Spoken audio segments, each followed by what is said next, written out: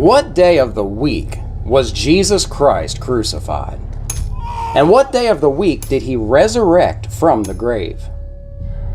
Most of the church world today believes he died on a Friday and resurrected on a Sunday. So they celebrate a Good Friday crucifixion to Easter Sunday resurrection tradition. But is this true? And if not, does it matter? Is there something sinister lurking behind this church tradition? Well, I believe you'll be stunned if you watch this video through.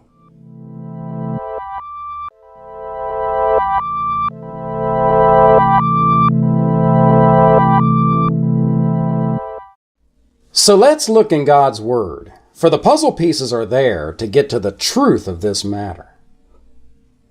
But before we do that, the first thing you need to understand is the relationship between a Jewish day and a Roman day. So I've made a chart showing it. Notice a Jewish day begins at sundown, while a Roman day begins at midnight.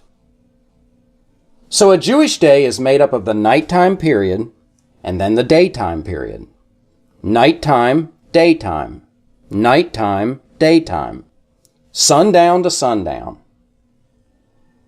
While a Roman day, like our days today, goes from midnight to midnight.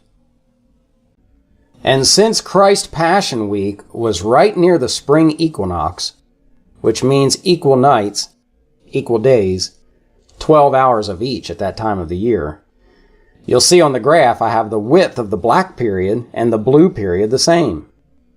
Because right at the time Christ was crucified, we were having roughly 12 hours of daylight, 12 hours of nighttime.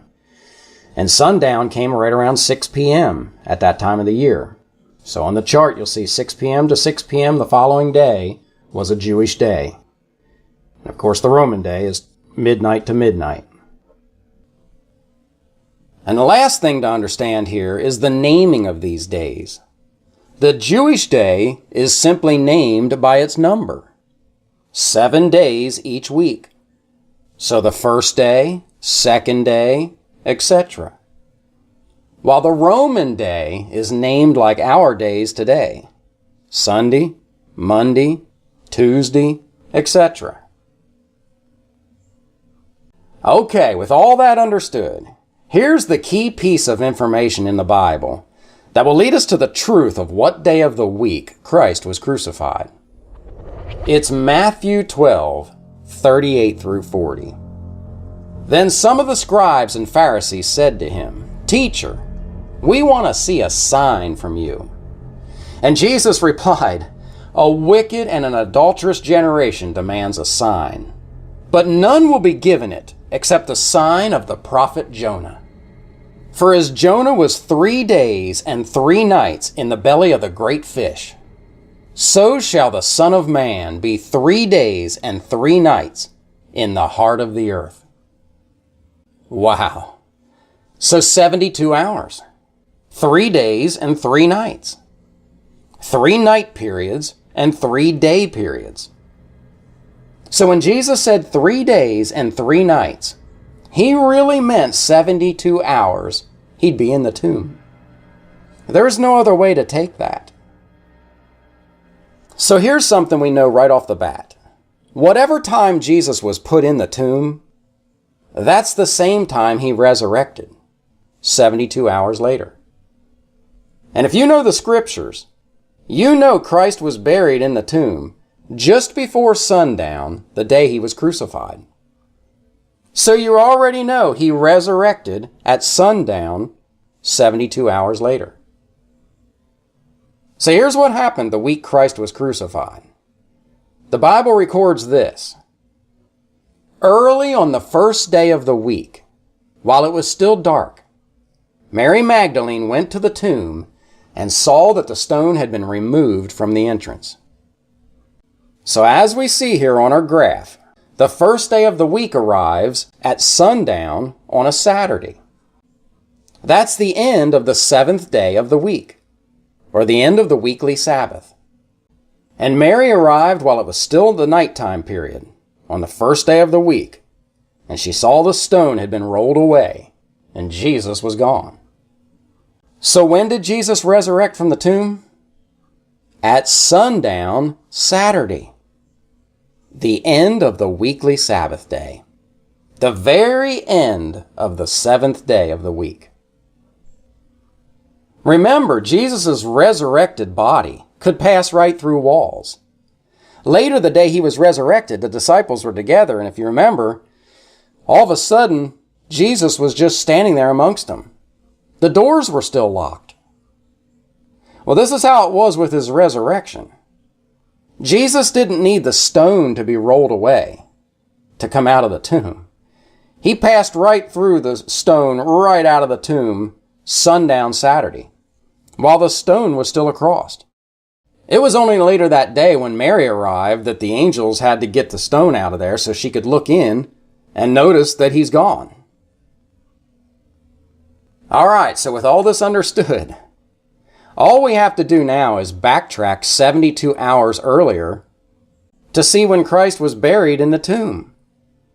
And we see it would have been at sundown on a Wednesday, which was the end of the fourth day of a Jewish week.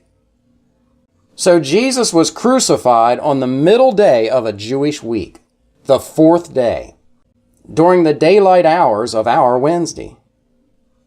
He did not die on a Friday. Jesus died on a Wednesday. And he did not resurrect on a Sunday. He resurrected on Saturday. So on both counts, the church today has it wrong. And I'm going to prove this even further with what we discuss next. And this is the most important thing: God's feasts and Christ's fulfillment of them. Hello, everyone, and welcome. It is the Diamond Report Live with your host, Doug Diamond. Hope you guys enjoyed that video. We only watched about maybe a third of it or so. It was fairly long. But I wanted to have some explanation as to the whole Easter week thing, and he goes into, Easter versus what it really should be called, in his opinion, which I agree with him, is first fruits.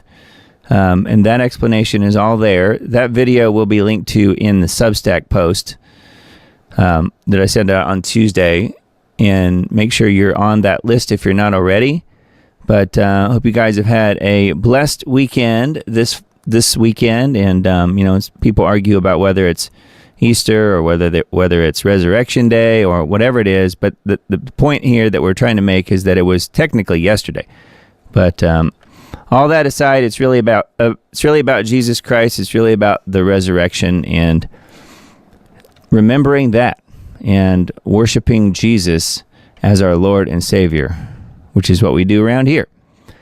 So hello and welcome. Hope you guys are doing well, and let's take a look at the news. We've got some interesting things to go over tonight. Maybe a little bit more on the holiday weekend, but mostly I think we're going to look at the news tonight. Hopefully you guys are up for that.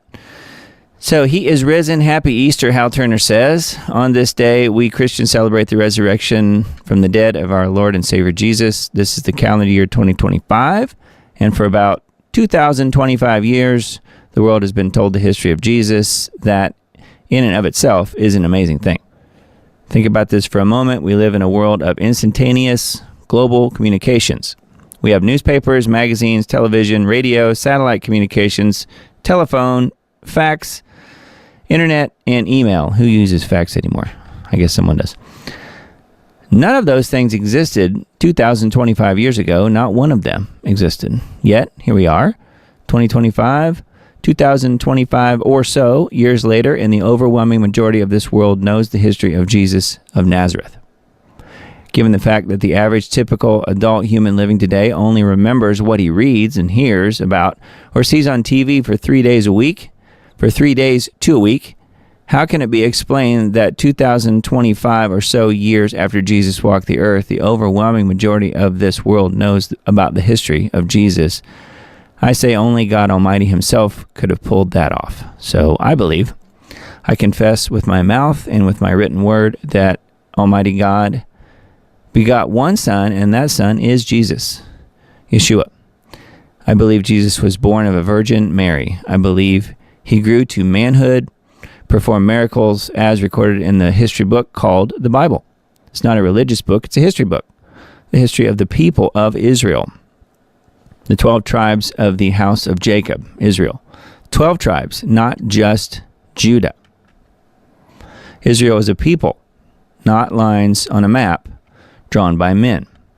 I believe Jesus was crucified under Pontius Pilate. I believe he suffered, died, and was buried. I believe that on the third day, God raised Jesus from the dead. I believe he ascended into heaven and is seated at the right hand of the Father.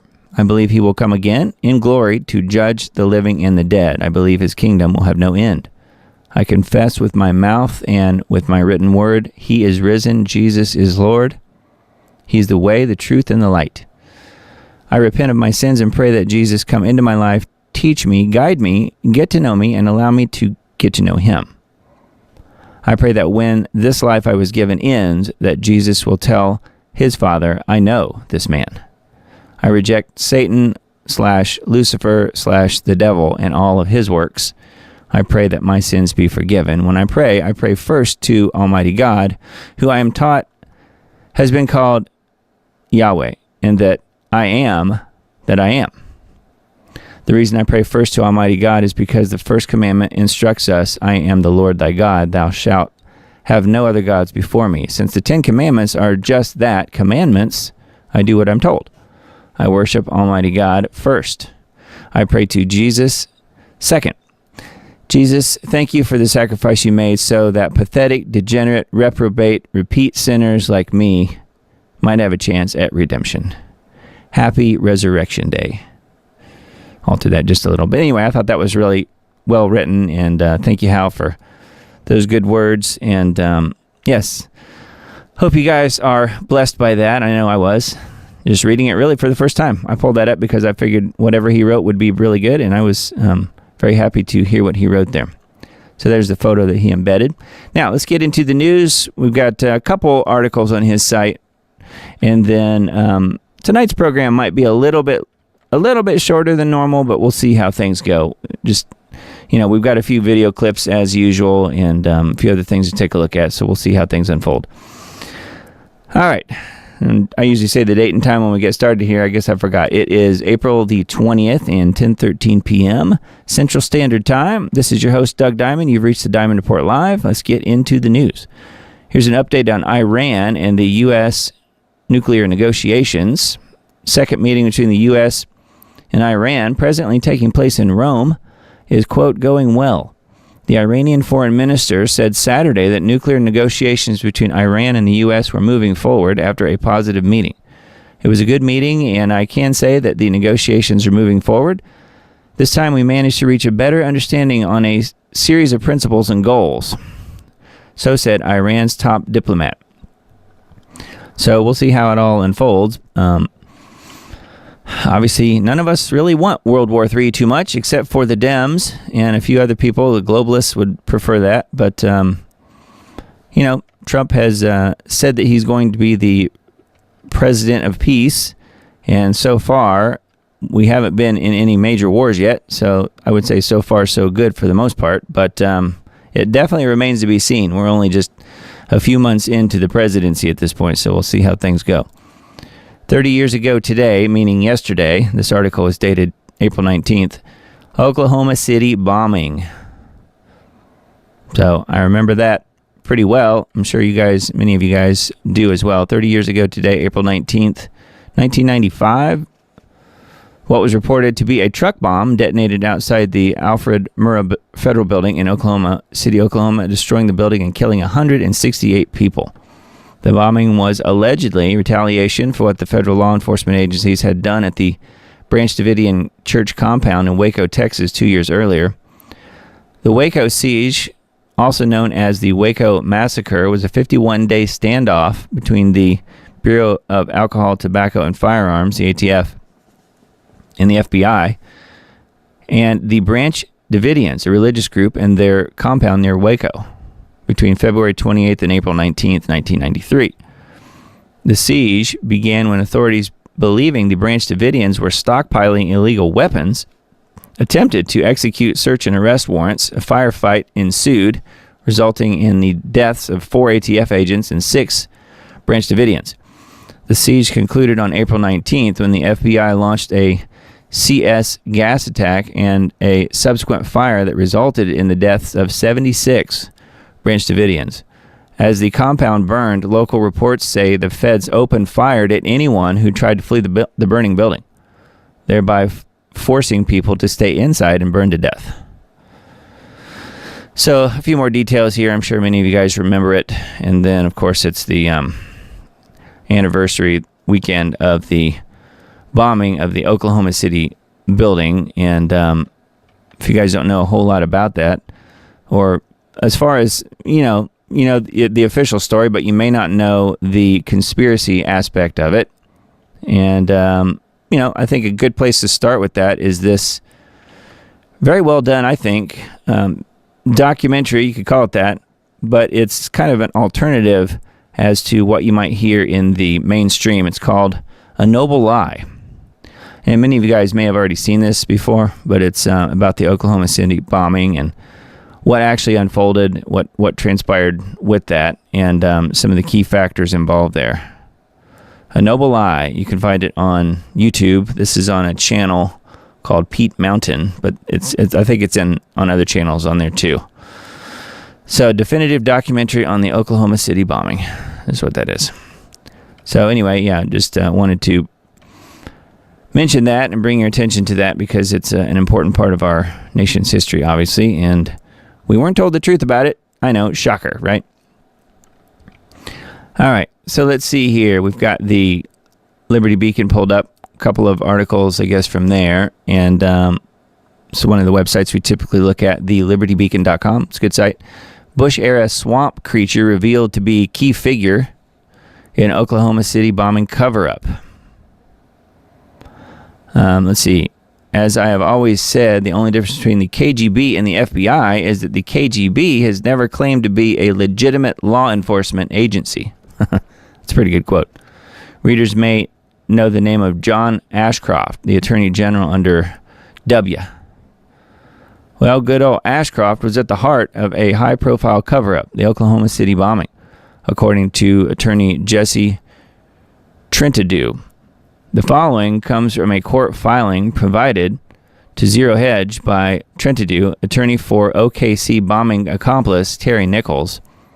Says, for context, Jesse is the brother of Kenneth Michael Trentadue, who died August 1995 while incarcerated in Oklahoma City, Oklahoma. Following the death, the Department of Justice immediately deemed it a suicide, of course, denied the medical examiner access to the cell where Kenneth Trentadue was killed, ordered that the cell was cleaned and painted, and repeatedly asked both the medical examiner and Kenneth Trentadue's family to authorize the cremation of his body.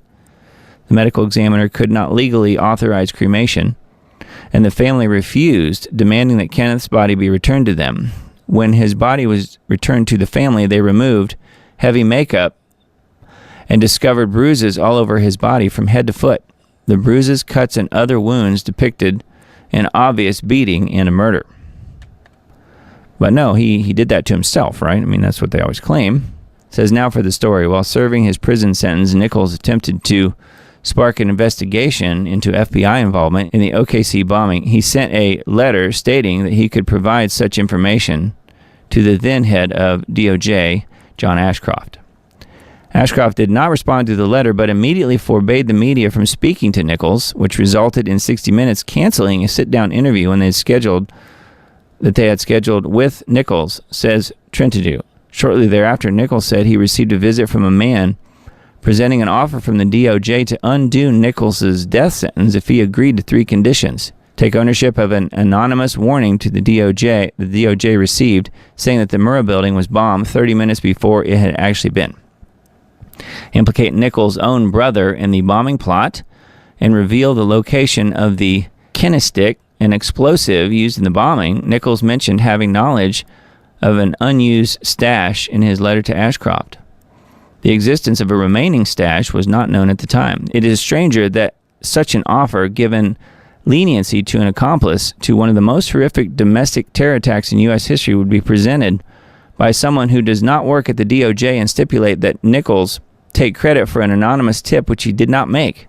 Nichols ultimately did not accept the deal because he did not want to throw his brother under the bus. The story, now part of the official record, serves as an interesting look into the true conspiracies that Ashcroft may have had a hand in. So here you go. If you guys didn't know about John Ashcroft being involved in the cover-up, now you do. So I thought that was a very interesting story. It's a little bit long there, but yeah, it's still part of the story. Pretty wild. All right, and then need-to-know.news, a couple articles from there. Trump administration destroying free speech on behalf of Israel. Critics arrested and colleges defunded. Yes, you have free speech as long as you agree with what we say. Then you have free speech. Several students have been arrested and detained, while hundreds more have reportedly lost their visas for protesting against Israel's war in Gaza. Universities and colleges are being targeted for revoking government grants and contracts. Recently, Netanyahu praised Trump's actions and said, "We must all commend President Trump's decisive actions against anti-Semitism, and we must pressure other governments to do the same." Critics are concerned that this foreign country is controlling U.S. policy and the right of freedom of speech. No kidding.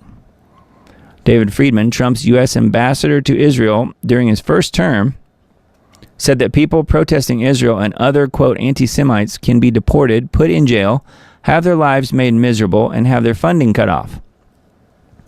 Friedman said that that is what the Trump administration is doing for the first time. Candace Owens and Tucker Carlson were called out for being anti-Semites. Candace Owens responded by criticizing the Trump administration for clamping down on free speech and saying that this is not what Americans voted for. No kidding. She said that there is a squeeze on free speech on behalf of Israel. Yep. Then here's a embedded video here, Greg Reese report. So yeah, we do know where it's going, right? Israel first. It does appear to be where it's headed. Although I think he loves this country. Israel does seem to own, I think, at least a chunk of the Trump presidency and pretty much all of the swamp critters in Congress. So yeah. More on that in a little bit tonight. Profanity-laced emails and misuse of CDC funds. How big fluoride tries to prevent towns from removing fluoride. I thought this was interesting. I didn't know there was such a thing as big fluoride. Big Pharma I've heard of. Big Food. Washburn, North Dakota's town commissioners voted to stop fluoridating the town's water supply despite opposition. Commissioner Keith Happip said that Dr. Johnny Johnson, how about that name, president of the American Fluoridation Society, and Jim Kershaw, the water plant superintendent for Bismarck, engaged in covert lobbying called astroturfing. Happip said real grassroots come from the community naturally, and here the oral health program used the CDC cash to manufacture support for fluoridation in Washburn. Out-of-state regional dentist associations also sent letters of support for fluoride. So did you know there was such a thing as big fluoride? To me, that's the real story here. Trying to lobby towns to leave the fluoride in the water. Because, you know, it helps your teeth and all of that nonsense. No, it doesn't.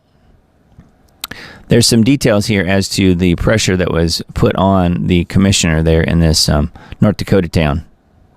But, you know, you could imagine it's not unlike Big Pharma and so forth. Quite a bit of detail here to this story. So anyway, we'll link to that in the Substack post that we send out on Tuesday. Or you guys can find it. It's on needtoknow.news.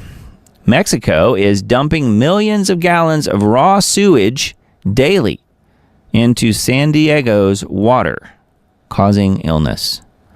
Yeah, well, there's plenty of fluoride in there to fix it all. So you probably don't have to worry about it. San Diego officials say Mexico is continuing to release millions of gallons per day of raw sewage into the city's waters, despite its promises to end the flow that has sickened Navy SEALs and San Diego residents. Imperial Beach, the southernmost city in San Diego, has had its beach closed for 3 years. The problem is the South Bay International Wastewater Treatment Plant that treats 25 million gallons per day of wastewater actually faces 30 million gallons per day of inflows, with the excess entering San Diego waters. $900 million is required to repair and expand the facility, Congress approved $550 million, but it's not enough. So we have a Fox News, looks like, video embedded here. Mexico is literally is sending us SH, you know what. So, yeah, had no idea that Mexico was dumping raw sewage basically into the San Diego water here. It says 6 million gallons of sewage into the Tijuana River after promising that they wouldn't. Oh, well, that's all we care about is their promise. They just say they won't, so obviously they're living up to their word, right? Anyway, didn't know if you guys knew about the polluted waters in San Diego, and I know I have some folks out there who might actually care about this because they either have family there or they are themselves in that area. So something you guys may already know about, but I didn't know about that. Very strange. California teen who called the SWAT police 375 times pleads guilty and is sentenced to 4 years in prison. We mentioned this guy before. I didn't realize he was a teen. Alan Fillion says, California, Alan Fillion made over 375 phony emergency calls to law enforcement so that they would send out SWAT teams to individuals' homes, businesses, churches, schools, and even government offices. Fillion would purposely create extreme scenarios to ensure that police reactions were extreme. The goal, he wrote in 2023, was to get the cops to drag the victim and their families out of the house, cuff them, and search the house for dead bodies. He enjoyed the power trip and then began charging for the hoax calls that he made. He faced a maximum sentence of 5 years for each incident and was facing a probable life sentence. So he accepted a plea bargain and was sentenced to 4 years in prison. That's all he's getting. 4 years. So you've heard much about the swatting. Not saying it's all this guy, but you might have some copycats as well. But this guy was responsible for at least 375 phony phone calls, swatting people. So anyway, interesting story, and probably more people will be caught up in that, I would think. But we'll see how it all unfolds. You know, you put it on Pam Bondi's desk, and she'll get to it eventually when she's done with all of her Fox News interviews. Well, actually, what you could do is you could put it on the desk at Fox News, then she'll see it sooner. That might be the better thing to do. Just an idea. All right, a couple of technocracy.news articles. I pulled up the actual articles on these because I wanted to show you guys something. Maybe a little chink in the armor here that I didn't notice before, or maybe it wasn't available before on this website. They do have a paid subscription aspect, and I certainly would encourage you guys to do that if you want to. Some of these articles, though, do have a listen to this article player. So I've noticed that a few of these articles that once they go behind the paywall, you can't read the articles anymore, but you can listen to them in full. So at least for the moment, there's a little tip that you may not have noticed if you haven't visited this website often. It's a good site, though. And again, certainly worthy of a subscription. I'm not saying otherwise, but there are a few here where you can listen to the full article and not actually read the full article, which is highly interesting. This is one of them I wanted to mention just because we'll have some other information on this a little bit later tonight. Michael Kratsios, our technologies permit us to manipulate time and space. So we have a little bit of a news of the weird section coming up here in a little bit, and we'll feature this clip. If you haven't heard it, though, let me go ahead and play this for you, so you can be kind of thinking about it as the night progresses. Stagnation was a choice. We have weighed down our builders and innovators. The well-intentioned regulatory regime of the 1970s became an ever-tightening ratchet, first hampering America's ability to become a net energy exporter and then making it harder and harder to build. We seem to have lost focus and vision, to have lowered our sights and let systems and structures and bureaucracies muddle us along. But we are capable of so much more. Our technologies permit us to manipulate time and space. They leave distance annihilated, cause things to grow, and improve productivity. Yeah, okay. So interesting what he said there. Our technologies permit us to manipulate time and space. They leave distance annihilated, cause things to grow and improve productivity. I think that's pretty interesting. And we're going to look at that a little bit closer in a little bit when I pull up a clip talking about time travel, of all things. But anyway, this article is a little bit more on this technology. Of course, this is approaching it from the aspect of technocracy, which is something that the Trump administration does seem to be very interested in. It says, perhaps as the 13th director of the White House Office of Science and Technology Policy and the science advisor to the president, his brain is stuck on the non-existent 13th floor. In other words, is he mad? The transcript of his speech is on the White House website. Of course, it's linked right here.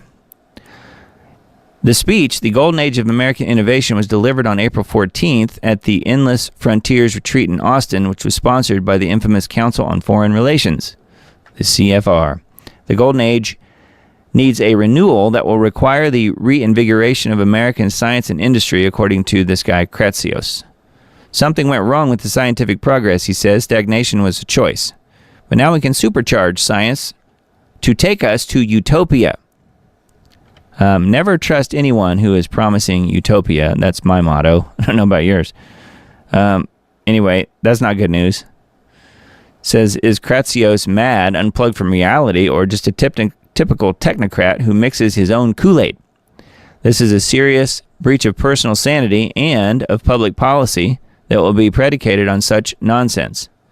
Kratsios' government career is focused on advancing national strategies in artificial intelligence, quantum informational science, 5G, and other emerging technologies. He is credited as the architect of the American AI Initiative and led the U.S. response to technological challenges during the COVID-19 pandemic. According to multiple sources, Kratsios owes his entire career to arch technocrat Peter Thiel, which is somebody who has Trump's right ear, you know. And then there's some connections here on how all that works. And it says, do you see the problem here? These technocrats are taking over our government and governance in one smooth sweep. Technocracy is reframed as the golden age of abundance made possible by the unbridled deregulation of all technology, also known as accelerationism. And then the writer of this article says, no, Michael, you cannot manipulate time and space. Not now, not then, not here, not there, not ever. According to Patrick Wood, is the writer of this article. So anyway, kind of a long story there, but all that to say, we'll follow this up in just a little bit with some more information about time travel, of all things. Now, this is another one of those stories or articles here where you have the article headline, and then when you click on it to go into it, you can't actually listen to the full article, even though, see, you can't actually see the whole article because it's premium content for members only, but you can listen to it. So if you find a couple of articles on technocracy.news that you're interested in, it's possible, I'm not saying it always works, but it's possible that they do have a player here that will play the article for you, of course, until they fix the bug that I am now pointing out. See, I develop websites, so I tend to notice these things. Anyway, that particular article is genetically engineered super horses being created by scientists. That's all we need, super horses. And then this one, Wince chip implants from brain Bluetooth to full RoboCop. Again, another full article here that is for premium content members only. But you can listen to the full article on the player here. So just look for that little black box and you can listen to it. So anyway, I wanted to point those out and some interesting articles on technocracy.news as usual. Tucker Carlson interview with Kurt Weldon. Rep. Kurt Weldon. It's time to finally tell the truth about 9/11. And this is one of those things, kind of like the JFK files and the RFK files and the MLK files, the 9/11 files, in my opinion, should come out, as should probably the Oklahoma City bombing files too. I mean, there's so many things that are covered up at this point. It's a bit ridiculous, actually. It's kind of crazy. It says, after 20 years in Congress, Kurt Weldon was about to become the chairman of the House Armed Services Committee when he publicly questioned the accuracy of the 9/11 report. In retaliation, the Bush administration sent federal agents to his daughter's house and ended his political career. At 77, Weldon has decided to tell the truth about what actually happened on September 11th. So this was a pretty good interview. I heard part, but not all of it. But, I was kind of interested to see Tucker's reaction on a lot of this, and he had no idea on a lot of what this guy's talking about. And I had known a lot about that just because this is something that I've investigated personally as much as I could years ago when I first figured out that, like geoengineering and so many other things that we talk about on this show, that in fact we weren't told the truth about 9/11, and here's what really happened. And one of the best sources that I have personally found on 9/11 is Richard Gage. And Richard Gage used to head up the organization called Architects and Engineers for 9/11 Truth. He no longer heads up that organization, although they are still on good terms. And I do follow Richard on Substack. I've talked to him a couple of times because he's been interviewed with my friend and person that I work with, Mr. Dane Wigington, on GeoWatch. So I have talked to Richard Gage on several occasions. He's a really neat guy, really interesting guy, and super nice. But this is his Substack, and he is talking about this interview that Weldon did with Tucker. Tucker Carlson courts 9/11 truth and interviews former congressional rep Curt Weldon. Tucker is finally coming around. In 2006, he attacked both David Ray Griffin and Stephen Jones, heroes of the 9/11 truth movement. However, earlier this week, he respectfully interviewed former fire chief and Congressman Curt Weldon. Yes, Tucker has come a long way, believe me, from what I can gather. And it has gone viral on X. Tucker's 6 million views plus, there have more than doubled, and others, including this Mel Gibson fan page, had reposted it. Tucker admitted, "I never questioned anything about 9/11, and I actively attacked people who did, and I'm ashamed of that," he said. So good for him. I mean, that is what we need to be doing and stepping up and talking about when we're out there, being 100% wrong about stuff like this. If we're talking about things we have no business talking about because we don't know. Curt Weldon held up the 9-page document, Presidential Commission on 9/11, that contains the key points of explosive evidence that he inspired the leaders in the 9/11 truth movement to come together and create last month. It is the collective work of multiple people and organizations, including Richard Gage 9/11, which is this Substack that we are reading from right now, and Architects and Engineers for 9/11 Truth. The authors of this document have been introduced to Tucker as Weldon's best technical experts and firefighters to expose the explosive demolition, and are therefore expected to appear in Tucker's forthcoming multi-part documentary series on 9/11. Keep us in your thoughts and prayers. This is the moment we've been working for about 20 years. Weldon, in his fiery tone, states, quote, "Two of the alleged hijackers were on the CIA payroll. The 9/11 Commission report is a piece of garbage. NIST came out with a report that's hogwash," end quote. Watch the full interview here, which I already mentioned that on the last page. But yeah, this is really good info. And if you are new to the whole 9/11 thing, or you just want some further details as to what actually happened, I think this is a good Substack to follow. Richard Gage on Substack. So it's Richard Gage, Gage 9/11. Richard Gage. Really good stuff. So he's put together a really good website and, news outlet really about 9/11 and 9/11 truth. And, from the architect's perspective, he himself is an architect. And I would mention, too, that the podcast that he does is really good as well. He has key interviews and things like that. So be sure you're following Richard Gage on Richard Gage 9/11. All right, and then let's see here. Got a few Revolver articles to look at tonight. Thought this was very sad, and we talked about this story the last week or two. This was more about the father, though. The father of Austin Metcalf was swatted after being kicked out of the accused murderer's presser. So how about that? Once again, segments of the black community are trying to turn a violent thug into a civil rights hero. Yeah, it could be that, but it's also the white folks at the top of the Democrat Party who are doing this. So it's not necessarily just the black community, although some of them are actively involved too. It's both. It says it's sick, it's outrageous, and it's happening in real time.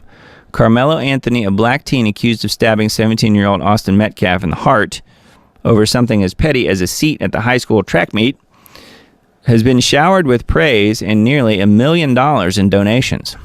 The black community is glorifying him, victimizing him, and trying to paint him as some sort of freedom fighter, like he's the modern-day Rosa Parks, refusing to give up his seat, all while completely ignoring the brutal reality that he murdered an innocent teenager in cold blood. It says, and now Austin's grieving father is being treated like the problem. It all started at a presser, meaning press conference, for the accused murderer. Just hours after being kicked out of a press conference for daring to show up and speak the truth, Mr. Metcalf's home was swatted. A dangerous go-to leftist move when someone makes a fake 911 call to trigger an armed police response. It's a move straight from the modern left's playbook, used to harass and endanger conservatives. We've covered countless stories on the dangerous and horrific swatting phenomenon, which we just mentioned that earlier tonight. Anyway, it says, thankfully, Mr. Metcalf was not home when the police arrived. If he would have showed up just 5 minutes later, it could have ended very differently. Meanwhile, the so-called press conference was a complete joke. Carmelo's mother used it as a therapy session, talking about how hard this has been for all of her family, with barely a mention of the boy her son murdered. Adding insult to injury, left-wing activist Minister Dominique Alexander stood up and publicly berated Mr. Metcalf, calling him disrespectful before having him thrown out of the room. That is where we are now. The criminal is the hero, and the grieving father gets treated like a threat. This is the type of America that the left wants for everybody. So, anyway, not good news. And I do have the video of that. We'll get to that here in just a little bit. And then this is another Revolver article I thought was worth looking at. The Mayo Clinic just tried to pull a fast one on the Trump administration, but social media busted them. By now, we all know that DEI is not about excellence. It's not about merit. And it sure the heck is not about making anything better. But DEI is a movement built on charity, not achievement, and it's dragging America straight down with it. While we're watching the quality of nearly every major institution collapse under the weight of checked boxes for forced diversity quotas, all thanks to political correctness, the airline industry has become a very dangerous punchline. Under the Biden regime, the military was more about trans rights than military might. And now, even once trusted names in medicine are trading in their reputations just to keep the DEI raft afloat. DEI is something we've covered from every angle. We know it inside out. One of our recent stories looked at Harvard, a once top-tier university that's now offering high school level math classes just to keep up with other DEI students. It says, as you know, Trump signed an executive order in March that banned DEI programs and funding across all federal agencies and contractors, cutting off taxpayer support for anti-white racism and charity. And then what I have highlighted here says, and that brings up the latest stunt from the Mayo Clinic. They tried to sneak one past the Trump administration by quietly rebranding their DEI office as the, quote, Office of Belonging. Yes, you read that right. It's the exact same leadership, the same agenda, now just a new coat of paint. But they slipped up. One page on their site still had the original DEI name, and a huge account on X caught them red-handed and blasted them in a post that is going mega viral. It's on Libs of TikTok, which is, it is actually a good channel on X. If you haven't followed it, it's probably worth checking out. But yeah, this is the actual post on Libs of TikTok. Breaking, Mayo Clinic just renamed their DEI office to the Office of Belonging to circumvent Trump's executive orders. It has the same director that they accidentally forgot to change on one of their web pages, which we found. They're trying to rebrand DEI, and they receive billions of taxpayer dollars. the biographical summary of this person. Officer of Medicine, Mayo Clinic College of Medicine, Office of Equity, Inclusion, and Diversity. So they just jumbled up DEI. They made it EID. So anyway, pretty funny. So now it's the Office of Belonging. Makes sense. Gotta hide it.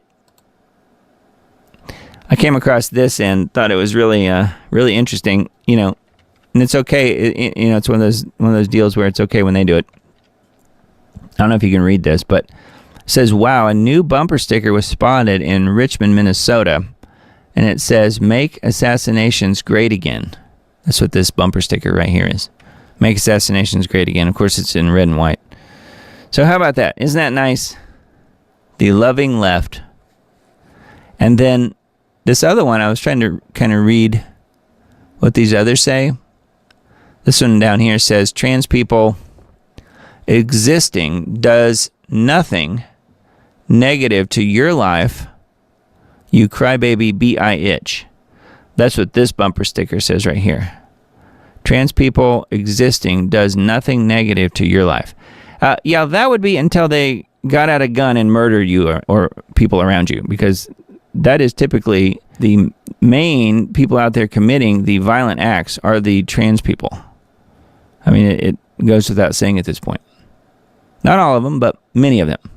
Police exposed running live drill at same time and place as the FSU mass shooting. So you guys heard about that, I'm sure. The Florida State University mass shooting. FSU descended into chaos Thursday afternoon when an active shooter opened fire at the campus student union, killing 2 people and leaving at least 5 others hospitalized. But in a twist that has already begun fueling online speculation, a police live drill involving simulated gunfire was being conducted at the same time in the same place. According to a public advisory issued the day before, the Tallahassee Police Department's Tactical Apprehension and Control Team had scheduled a training exercise on South Adams Street from noon to 8, warning residents that they may hear loud bangs, crashes, sirens, and see officers with firearms displayed. The FSU shooting was first reported shortly after 12 p.m., the exact time the drill began. But it was a coincidence. Authorities have since confirmed that the suspected gunman, 20-year-old FSU student, and the son of a sheriff's deputy.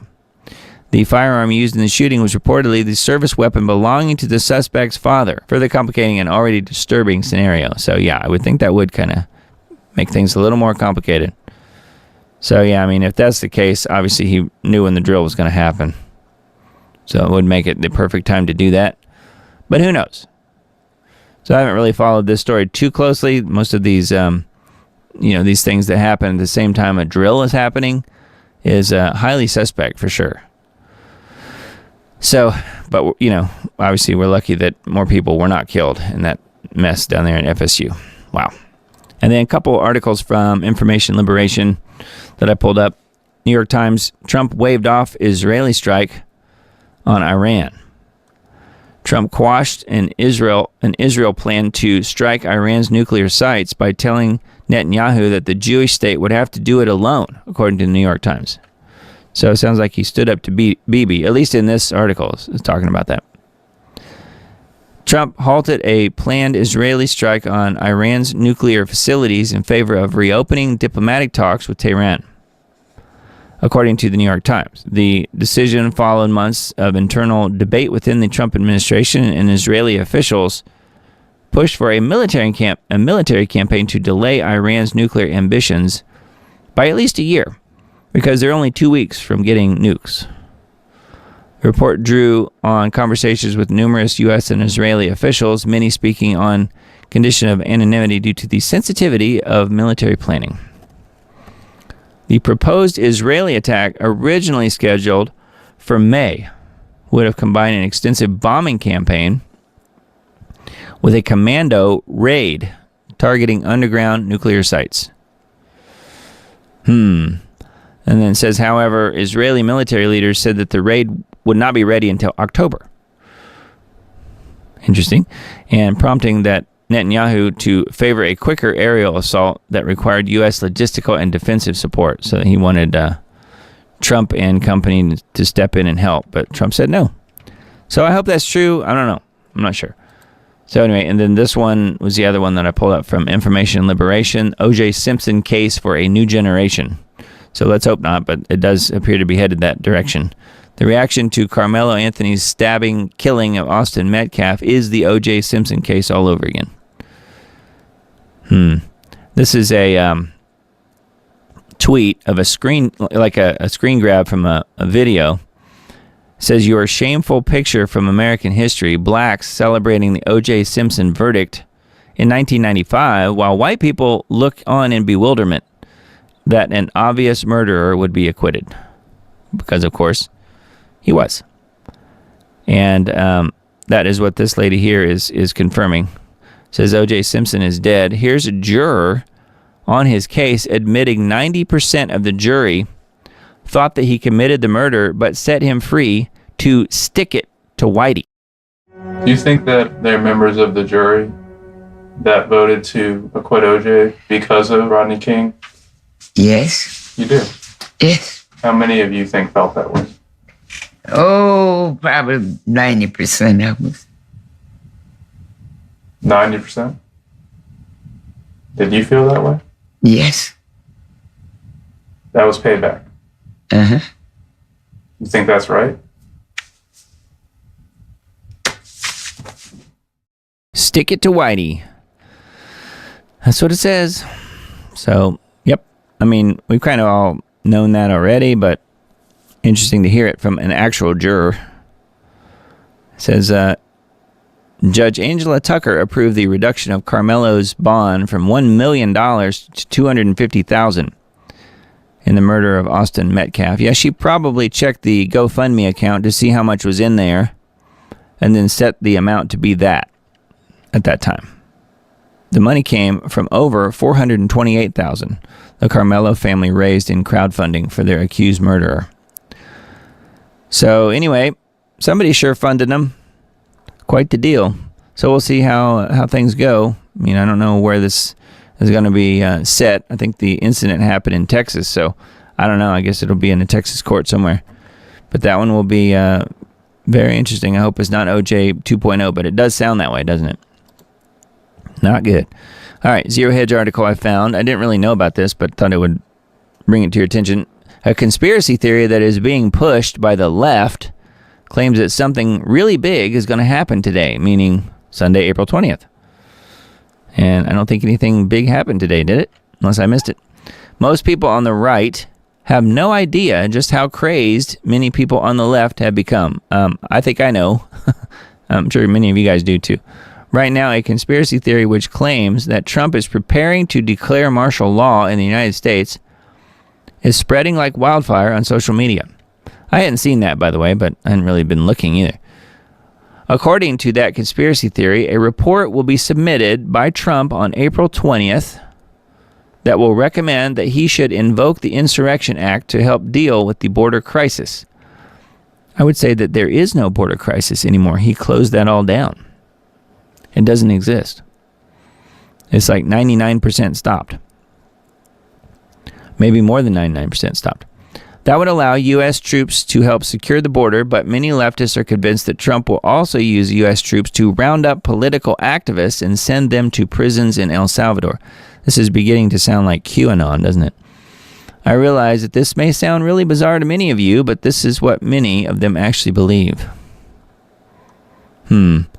Early last month, an article was published by the San Francisco Chronicle. Got the ball rolling by highlighting the fact that the Secretary of Defense and the Secretary of Homeland Security will soon submit a report to Trump recommending whether or not to invoke the Insurrection Act. Well, I don't think that happened. So, anyway,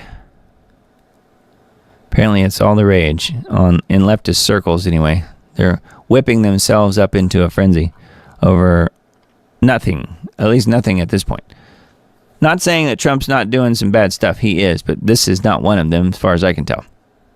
Again, of all of the stuff that he's either working on doing that could potentially be bad, that hasn't quite materialized yet, versus some of the things he's done that has actually worked. This is actually one of them, in my opinion. He shut down the border. He shut down illegal immigration coming into this country. That is over. So that is good news. That's one of the reasons he got elected, and he did it almost immediately. So that aspect of it, in my opinion, is an A+. Now, probably a much lower score on many other things that have happened since then, but, you know, we've talked about the technocracy and so many other things. The whole thing with Israel is, you know, and not having free speech and not being able to talk about, you know, any sort of, you can't have a critical opinion on Israel, is that the way that's going is not good. But at least the border situation, in my opinion, at this point, seems to be headed in the right direction. Yes, they do need to deport more people, but as far as people coming in, the inflow, that part of it has been shut down. All right, now I came across this. I mentioned the, you know, some of the records, some of the executive orders and things like that. The one that was supposed to release all the files for JFK assassination and RFK assassination and so on. Well, the RFK information did come out. I think kind of under the radar a little bit. This just happened though a few days ago. Let's see. Well, April 18th. So, it's 11:11 p.m. It happened 2 days ago. So that was on Friday. They released 10,185 pages on RFK, the murder of RFK, which would be RFK Jr.'s dad, if you didn't know. Anyway, so I thought I would look at it, and I just kind of clicked through it. This is on archives.gov, www.archives.gov, and you know, it's official National Archives webpage. And here they are. It's 229 PDF files. No, I did not read them all. But I just wanted to kind of see what they looked like. And I kid you not, I clicked on, well, the first page and then went to the last page and just randomly picked one here. And I clicked on this one, which was about Sirhan Sirhan, which, of course, is the guy who was, in my opinion, a patsy. He was somebody who was accused of shooting RFK. And even RFK Jr. himself says Sirhan Sirhan didn't do it, didn't kill his dad, that he probably did fire a shot. He was there, probably did fire a shot, but it was the guy immediately behind him who shot him in the back of the neck who killed him, and that was a CIA guy. CIA or FBI, I forget which. Anyway, I just randomly clicked on one of these articles just to kind of see what it's about, and guess what? Wouldn't you know it, the first thing that comes up, Israel and Palestine. So none of this story has changed in 50 years. Look at this. It says Sirhan Bashira Sirhan and the Palestinian cause. So this is dated 50 years ago, June 9th, 1969. Transmitted herewith is the text of a leaflet which the embassy received through the mail concerning the trial of Sirhan Bashira Sirhan. It was signed by the Palestine Women's Association. The thesis of the tract is that Sirhan Sirhan's actions should be looked upon as a political action directly linked to the struggle of the displaced Palestinian people to regain their homeland. The writer hopes Sirhan's actions will not prejudice the reaching of an understanding between the American and the Palestinian peoples. So, just a cursory look at some of this RFK assassination information brings up Palestine and Israel first and foremost. And are you surprised? Because I'm not really. So here's another page on this. This document has 50 pages in it, and I just thought this page was kind of interesting. I kind of glanced through this particular one just to see what was going on with it. It says the trial of the accused assassin of Senator Robert Kennedy, Sirhan Sirhan, continues to receive wide press coverage in Jordan. The reporting generally is straightforward and detailed. Editorials have been sparse. The following editorial from the sensationalist Amman Weekly on August 9th, entitled Sirhan and the Palestine Problem, provides an example of some of the more extreme opinions. As a result of the assassination of Robert Kennedy, Sirhan is standing trial in an American court. His only defense is that he killed Kennedy for the sake of his country. 3 important points are raised by this case. Sirhan is not a criminal, but rather a man of principle. The bullet that shot Kennedy was an inevitable necessity because Zionism has succeeded in attracting bigoted Christians in America into an unholy alliance by convincing them that the Palestine problem is a dispute between Muslims and Jews and that it is a Christian duty to support the Jews. Sirhan killed Kennedy because he is an Arab first and Christian second. He killed Kennedy for the sake of his homeland, which was usurped by the Jews with the help of the Americans. Living in this atmosphere of direct challenge, Sirhan discovered the necessity for this bullet. Nothing's changed, folks. 50 years, the exact same freaking story. This is never going to end. And now they've brought it to this country. So disappointing and so sickening. But we are now part of the Israel-Palestine war, aren't we? Isn't that lovely? Anyway, I just wanted to show you guys that. I just randomly clicked on a document in the RFK files that were just released, and the first thing that comes up is Israel. Oh boy. Goody goody. Anyway, I just wanted to point that out. All right, now let's see here. RT.com, I only pulled up one article from here. I'd not heard of this one before. China detonates a non-nuclear hydrogen bomb. Okay. So get this. The South China Morning Post has cited researchers as saying the 2-kilogram magnesium hydride device generated a 1,000 degrees Celsius fireball. Because that's what we need, is a 1,000 degrees Celsius fireball. Chinese researchers have successfully tested a non-nuclear hydrogen bomb that created a sustained fireball far outperforming traditional explosives, says the South China Morning Post. In an article on Sunday, the newspaper cited the researchers' study published last month in the Chinese language Journal of Projectiles, Rockets, Missiles, and Guidance. Because we need a Journal of Projectiles, Rockets, Missiles, and Guidance, apparently. According to the report, the team from the China State Shipbuilding Corporation 705 Research Institute, a key player in underwater weapons systems, developed a 2-kilogram bomb primarily composed of magnesium hydride with conventional explosives serving as the catalyst. In the field test, the device reportedly generated a fireball with temperatures exceeding 1,000 degrees Celsius, which is 1,832 degrees Fahrenheit.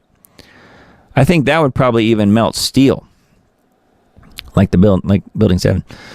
That lasted for more than 2 seconds, which is 15 times longer than what an equivalent TNT blast is capable of producing.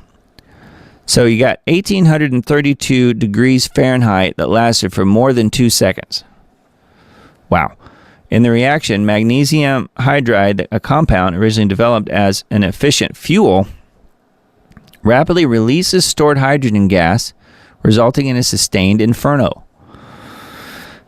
The novel explosive device's destructive power, thus, is said to lie not in its blast pressure, but rather the ability to generate extreme heat. So there you go.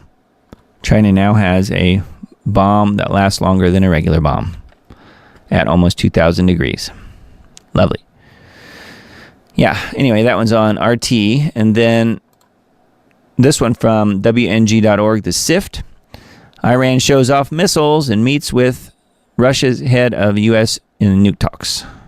Iranian soldiers, fleets of unmanned drones, and trucks carrying missiles filled the streets of Tehran on Friday as part of Iran's National Army Day celebrations. Large parades flexing military power also took place in other provincial capitals, an Iran-based news agency reported. Also on Friday, the foreign minister from Iran met with his Russian counterpart in Moscow. At a press conference, the foreign minister from Iran said, Iran and Russia have drawn up plans for economic cooperation regardless of sanctions imposed on either country. He also said that Iran can reach a nuclear deal with the United States in the country's second phase of talks as long as the U.S. doesn't make unrealistic demands. But anyway, I just wanted to mention that. It says, what's the plan for the second phase of the talks? Well, that's already started. It says talks will begin on Saturday in Rome. Officials from Oman will continue to host the immediate and indirect negotiations. Iran State News reported U.S. envoy Steve Witkoff, who will lead the American delegation, said on Tuesday that his goal is to eliminate Iran's nuclear enrichment and weaponization. But that's all right. They're only 2 weeks from having a nuke. It's got a little while to go yet. At least 14 days. In a few decades, because that's it. They've been saying that for, 40, 50 years. ChatGPT is referring to users by their names unprompted, and some find it creepy. Some ChatGPT users have noticed a strange phenomenon recently. Occasionally, the chatbot refers to them by name as it reasons through problems. That wasn't the default behavior previously, and several users claim ChatGPT is mentioning their names despite never having been told what to call them. Reviews are mixed. One user, software developer and AI enthusiast Simon Willison, called the feature creepy and unnecessary. Another developer, Nick Dobo, said that he hated it. A cursory search of X turns up scores of users confused by and wary of ChatGPT's first name basis behavior. It's like a teacher who keeps calling me by my name. Yeah, I don't like it.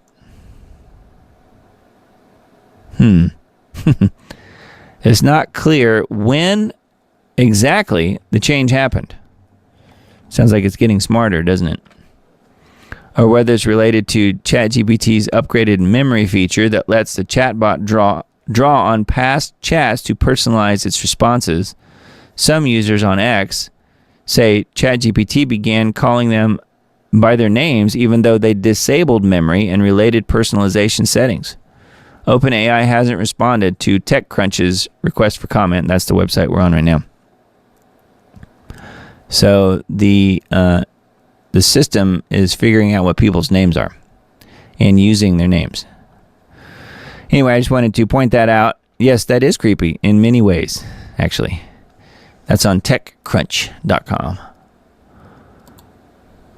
Okay, all right. We got to talk about Blue Origin and the crazy space trip that they supposedly took. I guess many of you guys probably already saw this. And, depending on where you are in the whole flat Earth versus sphere Earth versus, is space real and all this stuff, it's got everybody arguing about all this stuff. And I didn't know if you guys had really even seen what was going on with any of this. If you have, then my apologies. We're going to look at it again a little closer just because I'll bring to the table a little bit what I think about this whole thing. And then, you guys are welcome to mention it in chat. I had the chat turned off, by the way, on the video tonight. Let me turn it back on and see if we're getting the same craziness that we were getting before. I think we are. Yeah, so if you look at the chat here, you'll notice that for whatever reason it's happened the last few weeks, that we can see the chat on the screen, but it is repeating many of the same posts over and over again. And it's been doing that for the last 2 or 3 weeks, and I've just left it rolling. But I think I've filed a bug report on the live stream software that I use. I think it's just a bug.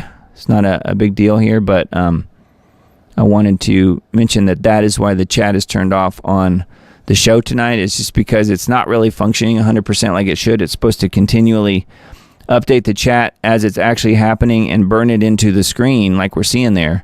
But what's happening is, though, it's repeating every post, and then at some point it just stops. It doesn't continue repeating the new post. It just stops, and you have, just the same last few posts that were sent. So anyway, yeah, it says, let's see. Yeah, got a couple comments over here on over here on Rumble saying the YouTube chat is unusable. Okay. Yeah. Sorry about that. Well, you're describing something slightly different. You're talking about censorship. What I'm talking about here isn't really YouTube's fault. This is the live stream software that I'm using.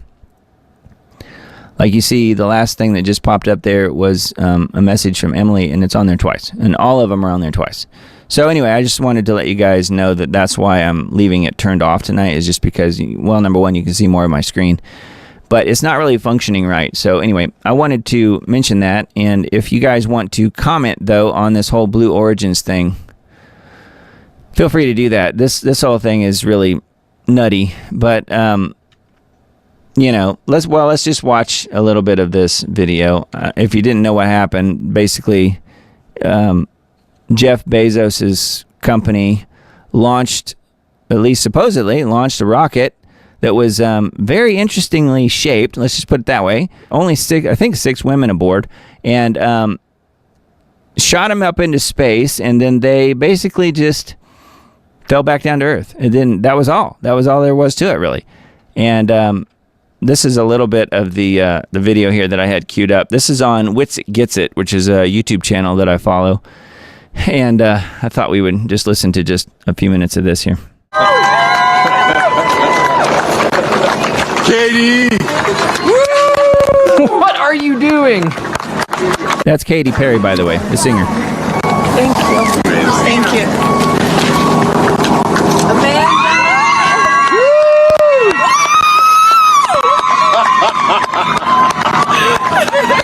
It's just like, I gotta call it like it is, man. It's like just so gay.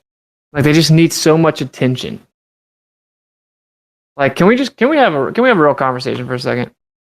You got some dudes in there, bro. They're gonna like sit in there. They're definitely not gonna be thinking about what reels they can make and like the IG stories and let's say cute little poems and what can I put on social media. They're gonna look out the windows and talk about what's going on, and they're probably not gonna be so likely to have to each have their huge dramatic entrance and exit.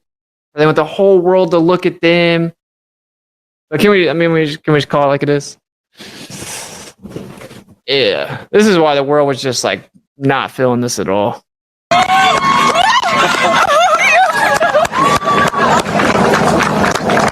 Like, in all these people's mind, like the world revolves around them. Like life is a movie about them. Oh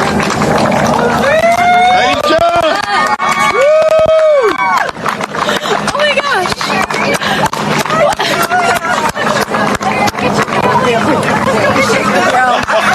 It's just all so lame. So basically, everyone's saying at the least that believe all these official stories. It's like these people, they're being propped up like they did something all amazing and serious, and they made a whole big, spectacle out of it. And they're just like kind of detached. They don't understand that this is super lame. All right. Anyway, I don't even care to watch any more of this, to be honest. This is all like a publicity stunt, right? Proud of you.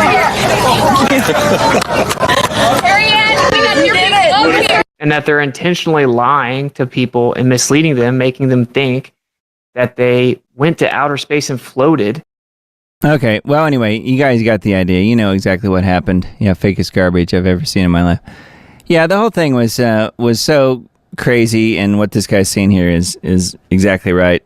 The all-female crew, talking about the sisterhood and all this stuff, it is super cringy. And now, here's my kind of 2 cents that I'll chip in here, and you can agree or disagree. It doesn't matter to me, really. Personally, I think some elements of it probably were real. I think that the rocket liftoff and all of that, even though at times it does look a little fake, I must admit, I think that is more addressed in how they shot it, in the camera angles that they used, and the technology they used to capture it, the 4K, and the way they rendered it and all that stuff. Personally, I think that it actually did happen as far as the rocket launch and getting to space, and then the rocket falling back down and leaving them up there and basically just falling down. So they were weightless for, I don't know, a few seconds or a couple minutes or whatever. And now they're all insisting on being called astronauts because they were literally in space for like 2 minutes or whatever it was. They're insisting on people calling them astronauts. I would definitely not go that far, personally. So here's kind of what I just kind of looked up real quick. I wanted to see, I watched it. I watched the whole countdown and launch and liftoff and all that stuff just to see what happened and how high up they actually went. They went 62 miles, but they weren't calculating it like that on screen. It said 350,000 feet is what it said. 350,000 feet. So I said, okay, well, how far is 350,000 feet? And that came out to about 62 miles, which is what they're saying. 327,000 feet is 62 miles. So that checks out. And that is what I saw, that, okay, they went 350,000 feet up. Now, that is not low Earth orbit, and you cannot see what they showed from the windows, in my opinion, from low Earth orbit. Because if you see the capsule and what's supposed to be happening in the capsule when they're weightless and all this stuff, it doesn't really make sense. Like, it looks like they're in orbit. So I think that part of it was CG. I do think that they were weightless, but who knows how they got there. And it may not have been that trip. They may have been weightless by some other methodology. I don't know. They have other ways to film people in weightless scenarios. To me, they could have done that part of it with the women in the capsule at a different time and then cut that into the video, because that was not shown on the launch. They just showed the rocket going up, separating, and then coming back down, and then the landing of the capsule back on the ground. And people were getting all upset about, okay, well, the capsule doesn't have the burn marks on it from the re-entry like it did with SpaceX, because you have the capsules from SpaceX coming back down. It looks all burnt up because it came back through the Earth's atmosphere due to re-entry and all this stuff. And this one came back down and landed on the ground. It looks perfect. Well, I don't think they were nearly as high up because they were never in what's called low Earth orbit. Now, low Earth orbit is actually 1,200 miles. They were at 62 miles. Little bit of difference there. Low Earth orbit is from 110 miles to 1,240 miles above the Earth's surface. Then you would get the wide shot of the Earth like you could see in the capsule out the windows when the women were supposedly in a weightless situation. Yeah, the vomit comment. That's funny. I saw a harsh landing that would snap their spines. Yeah, I did too. I saw that. It comes crashing down. And the lady who was narrating it said, oh, it'll be such a soft, pillowy type landing and no one's going to be hurt. And you just, you'll see a puff of dust, and you do see all that, but it looks like it slams down to the ground pretty hard. All that could easily have been faked. I'm not saying that was real. I have no idea if it was or not. Then you had the whole deal with the door opening, and the door's super flimsy.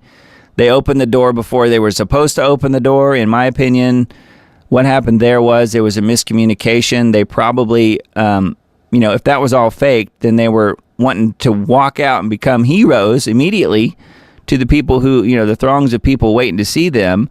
But they were waiting on the families to arrive in the vans. The families and friends who were coming in the vans to where the capsule supposedly was dropped onto the desert floor there in Texas.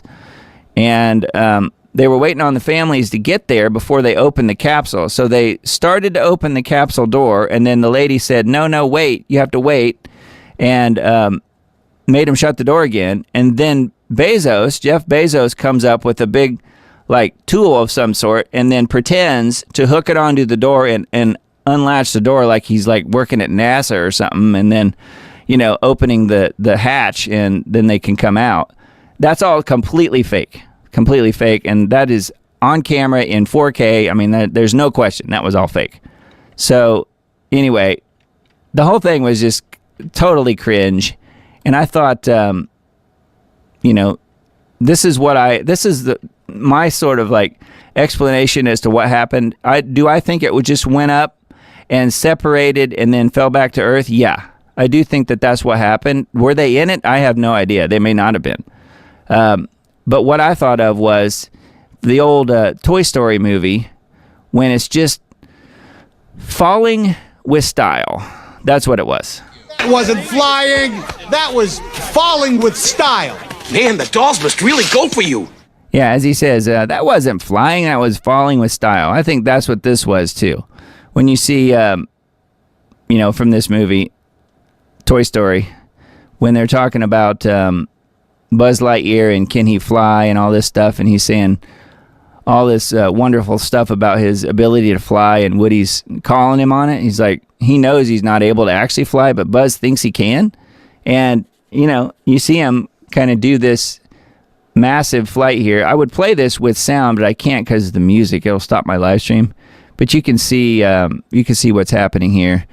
And many of you guys have probably seen this movie. So they're arguing about flying, and he's saying yes, he can fly. Woody's saying no, there's no way you can fly. So anyway, he goes through this whole thing where he jumps off of the end of the bed here. Not unlike the Blue Origin with the ladies on there. So he jumps off and he's flying for just a second, but no, he's actually falling. And then he bounces and he flies around here and lands on a car, which takes him through a loop-de-loop and then flies across the room and then hangs on a plane. The plane grabs him and flies him around in circles. And this is not that far off from what actually happened with the Blue Origin ladies. They weren't actually flying, they were falling with style. Like this guy. Anyway, that's how you explain it, in my opinion. And then I came across this as well, and it's worth mentioning.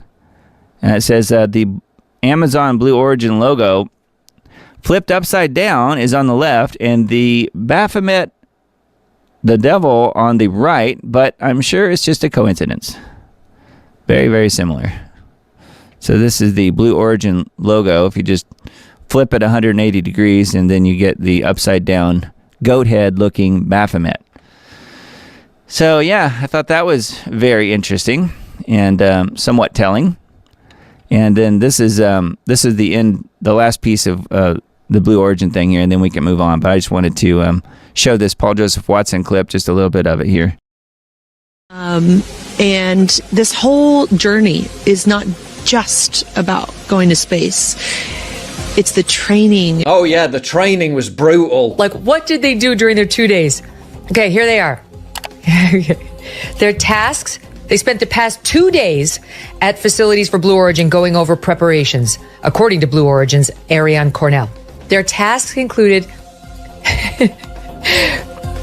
practicing how to get into and out of the New Shepard capsule. You go in, and then you go out. Oh, once again, ladies. Okay. The group also practiced how to put on and take off their seatbelts. And there you were thinking this couldn't get any more idiocracy until noted astrophysicist the Kardashians showed up to provide expert commentary. The messaging that we keep receiving from the staff here at Blue Origin is don't film it through your phones, look through your eyes, be as present as possible. Yeah, didn't take that advice, did they? Equally insufferable was much of the histrionic media coverage. Katy Perry, Gayle King and Lauren Sanchez go to space and back in historic all-female Blue Origin flight. Historic? Yeah, if you ignore the fact that the Russians did it 60 years ago. If by all-female you mean a bunch of celebs pissing about at the expense of the world's second richest man on a rocket built almost entirely by men, while a bunch of almost entirely dudes controlled virtually every aspect of the flight. Still, at least they officially got to put the ass in astronaut. That was too funny. Anyway, I wanted to share that with you guys. That was just a clip of the Paul Joseph Watson video here about the cringy aspect, the cringy nature of this whole thing. It's called So Cringe It Hurts. Anyway, yeah, I think the whole thing was very, very fake. Very little of it was real. I do think that there was a rocket. It probably did go up. It probably did separate and fall back to Earth. But again, it wasn't flying. It was falling with style. That's how I explain it. Anyway, let's move on here. I thought that was pretty funny. Sorry to spend so much time on it, but I wanted to address it just because I know either people had no idea that it even happened or people were obsessed with it. Paul Joseph Watson is hilarious. Yeah, bunch of clowns. They think we're all so dumb. Yeah, I think so too. Anyway, you can tell Bezos is trying to keep up with Musk. And there was a funny, I didn't pull up the clip, but you can find it. There's a clip of him walking around before the women came out of the capsule where he trips and falls down. It was hilarious. It was hilarious. Global research article I found, The Israeli Dream, the Criminal Roadmap Towards Greater Israel. Now, we mentioned this last week. Might have been True Nature. Somebody in chat had a question, and I remember mentioning Greater Israel because we were mentioning and talking about what was going on in Syria. So you can see here,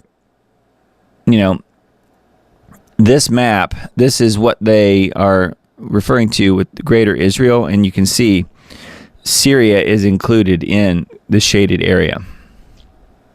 So this is saying it's a repost, important article, first published by this website, Global Research, in 2014.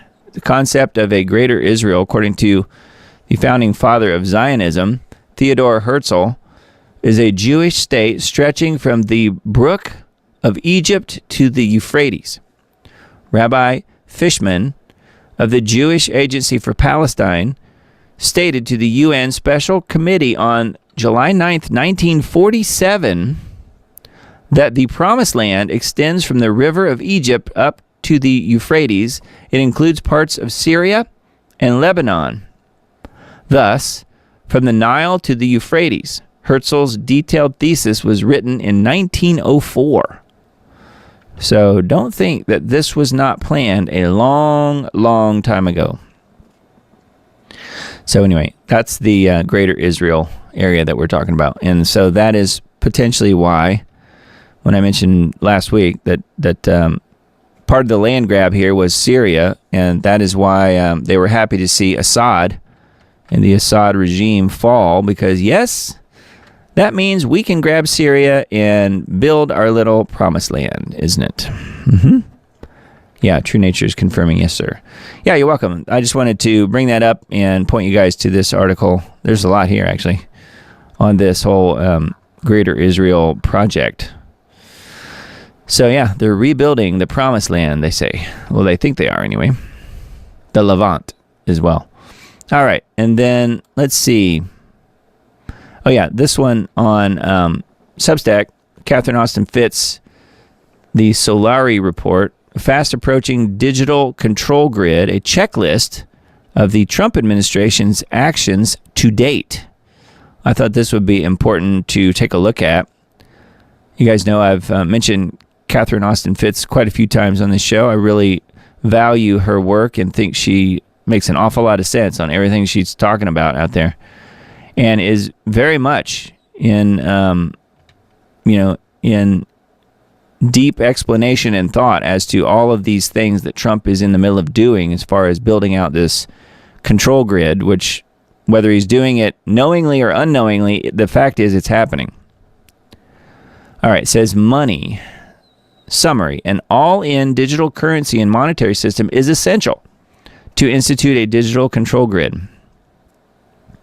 And she's talking about the Genius Act. There is support for legislation to create a digital stablecoin infrastructure. Presumably, this can be used to create a programmable money system in both the U.S. and globally. White House AI and crypto czar, the White House created a position to coordinate policy on AI and crypto. Securities and Exchange Commission, SEC commissioner is a crypto lobbyist. All indications point to a reversal of policies related to crypto. $21 trillion in missing money. There is $21 trillion in undocumentable adjustments at the Department of Housing and Urban Development and the Department of Defense. That's a total of $21 trillion in the U.S. federal government as of fiscal year 2015. To the best of our knowledge, the administration has made no mention of any effort to identify where that money went and to get it back. Then there's a website called Missing Money, missingmoney.solari.com. Debt-based currency, talking about banking, executive orders and actions strengthening U.S. leadership in digital financial technology. While banning CBDC on the one hand, the administration is aggressively working towards stablecoin adoption. So it's kind of like, you're publicly calling out one thing and saying no to it, but you're kind of doing something else behind people's backs a little bit. The war on cash, summary, an all-out digital monetary system with complete central control requires putting an end to the circulation of cash, which then we talk about the cancellation of pennies. I mentioned that weeks and weeks ago. President Trump has directed the Treasury to stop minting new pennies. He did that when he was sitting in the chair watching the Super Bowl, because he said in a tweet or in a post that it literally costs 2 cents to create every penny. So we're stopping minting new pennies, and that is what we're talking about here. Executive orders and actions modernizing federal bank payments. This order requires all digital payments, no more checks and money orders. Now, I think that's talking about payments to the banks from the Fed, I think, is what they're talking about here. Not just you and I. Financial disclosure, summary, secrecy in government finances and missing money past and present permit funding of the control grid and those who support it. Federal Accounting Standards Advisory Board, financial disclosure, and then DOGE. She mentions DOGE here. As the DOGE team determines and implements large layoffs and changes in systems, there is a real question as to whether it is whiting out institutional memory and documentation. There appears to be no effort to find the $1 trillion missing from HUD, even as half of HUD employees are scheduled to be laid off. There have also been reports of layoffs in FOIA offices, including at FDA and the CDC. To what extent are the DOGE team's efficiency efforts being used to white out records about criminality, such as missing money or the poisoning of its citizenry? Then we have the Epstein files. While the Epstein files remain undisclosed, the White House and Cabinet appear to have multiple appointees who were inmates with Epstein, including the President and Secretary of Commerce, Howard Lutnick, who is Epstein's next-door neighbor in Manhattan as chairman of primary dealer Cantor Fitzgerald. Yeah, and he was also right there in that area during 9/11, when 9/11 happened, and he must have had foreknowledge that it was going to happen because he was not in his office when it did happen, if you know what I mean. Howard Lutnick we're talking about here. White House ethics officer was fired at the beginning of the Trump administration along with 18 inspector generals. Then we're talking about digital IDs.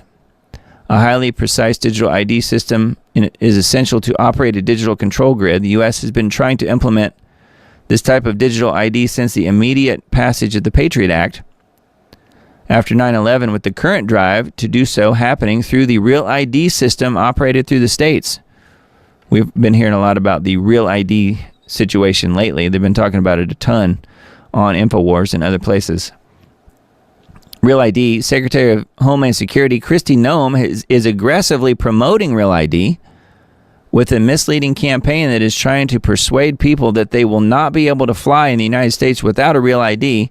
This is not correct. Yes, you can fly without a Real ID. We've got a link here to the cchfreedom.org website, which is one of the people that I saw being interviewed by AJ on InfoWars just the other day. And yeah, it was an eye-opener to me because I assumed, wrongly so, that you cannot fly if you don't have a Real ID driver's license, of which I do not have.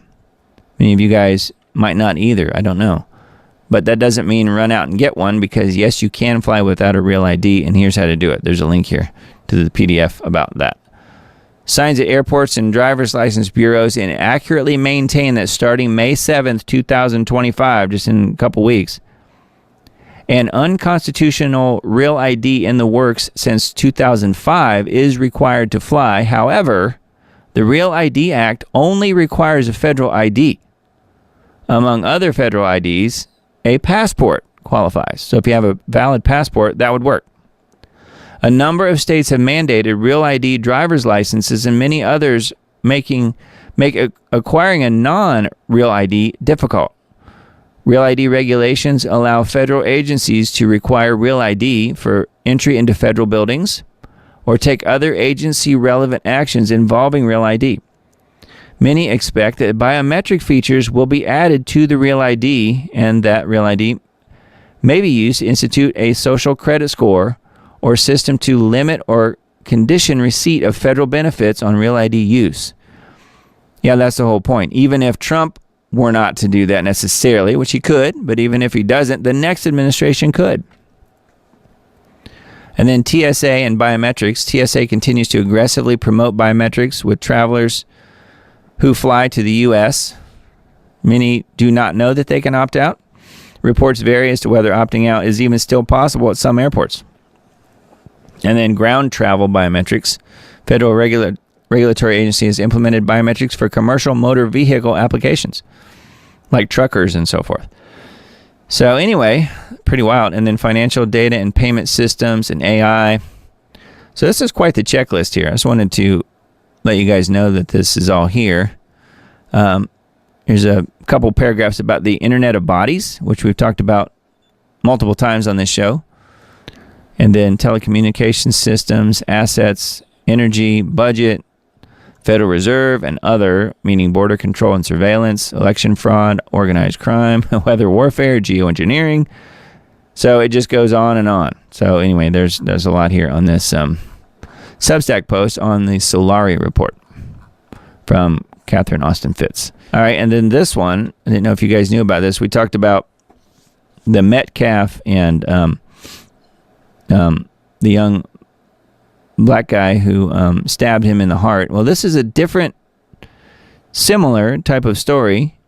I've not heard about this otherwise, other than tonight. Downtown terror. Family speaks out after brutal Tucson hatchet attack. Family of man attacked in downtown Tucson speaks. Now, this is dated April 11th, so this is a few days ago now. Tucson, Arizona. Man's fighting for his life after a brutal hatchet attack in downtown Tucson on April 5th. According to court documents, Jacob and his wife were sitting on a bus bench on the corner of 6th and Broadway when an unknown man approached them and yelled at them. Records show that Jacob said something back to the man, and that's when he hit Jacob in the neck with what Kristen believes was a machete type of knife. Jacob suffered a massive wound to the back of his neck and bled profusely. He's not expected to make it right now. We've just been taking it how we can. There is the assailant. 25-year-old Daniel Michael allegedly attacked a man with a hatchet, which could have been a machete. We don't know. So again, we have a black on white crime.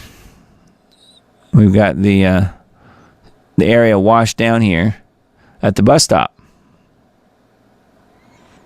And then guess what? Followed this up.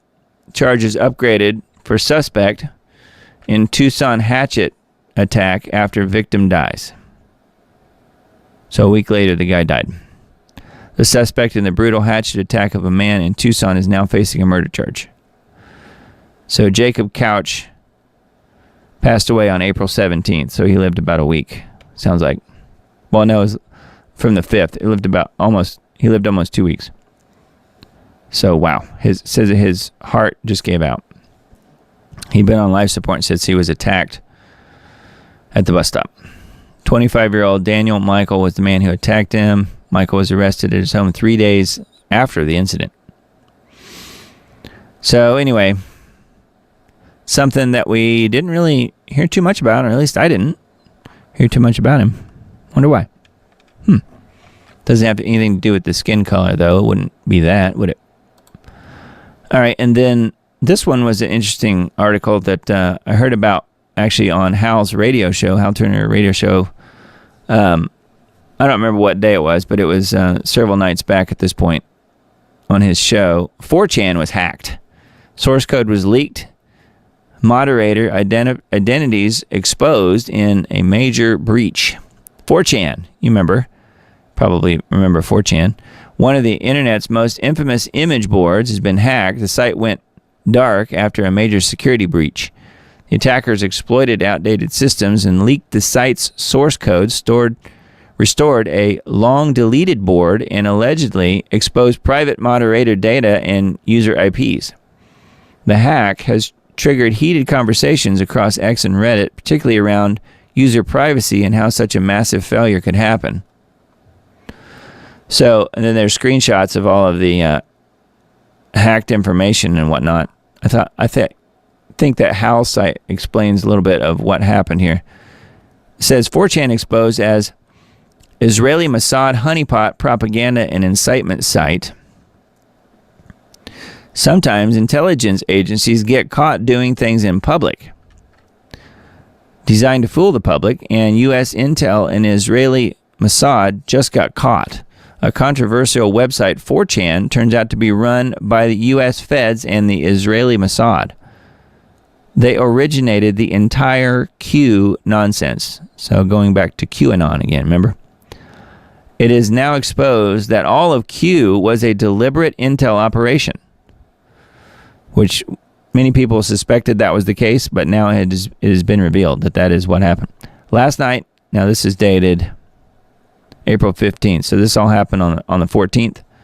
Last night it was revealed that the website 4chan got hacked. Apparently the very last posting from the entire world asking what the heck was going on with the site was this one. What the F is going on, from Chicken Jockey. Then came the announcement that the hackers had done their thing. You got hacked.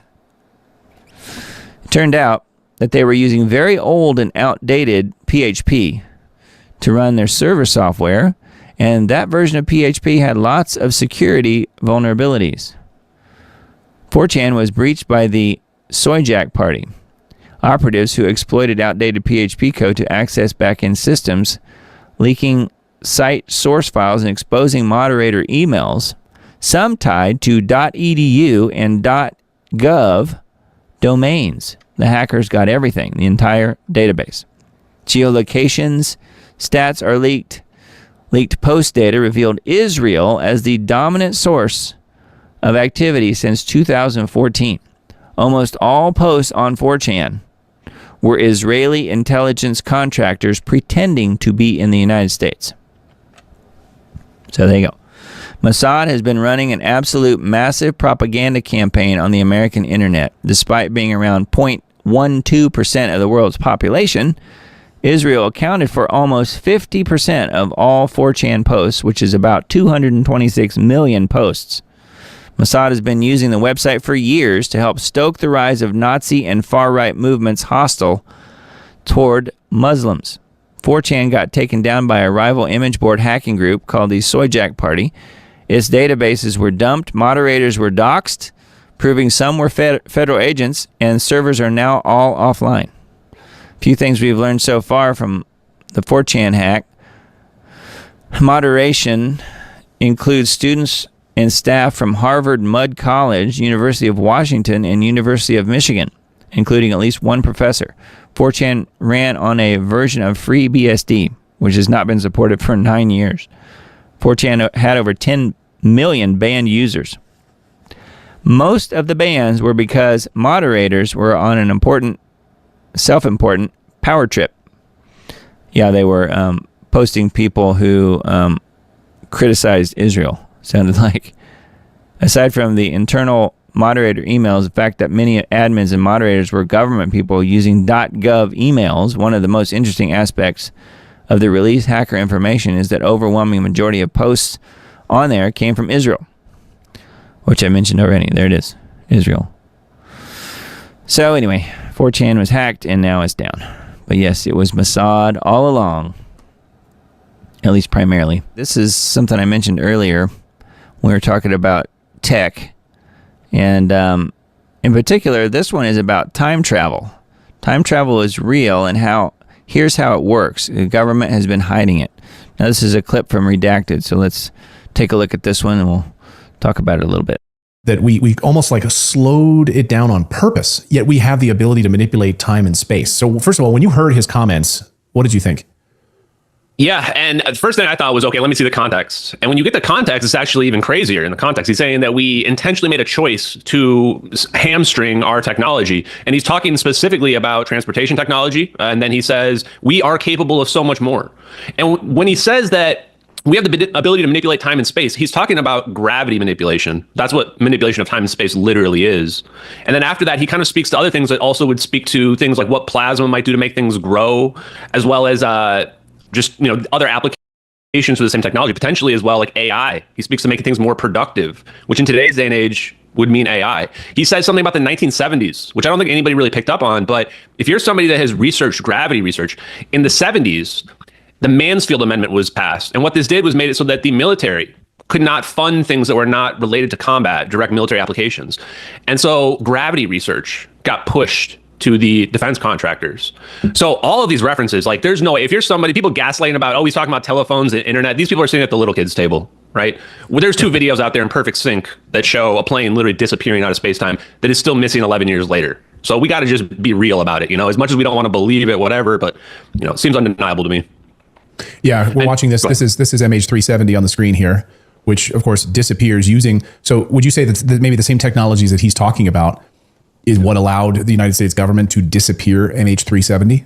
Yeah, definitely. And what we're talking about here is technology that you can find a lot of videos of engineers talking about this. That zero-point energy technology is an echelon above anything that we have conventionally right now. So even nukes are completely obsolete in face of this level of technology. And you'll hear people talking about this all over the place. So you can imagine a lot of scenarios where with this type of technology, you know, the United States government is uncontested in the world. And this explains why nobody has really actually tried to challenge us on the global stage for, you know, almost an entire century at this point.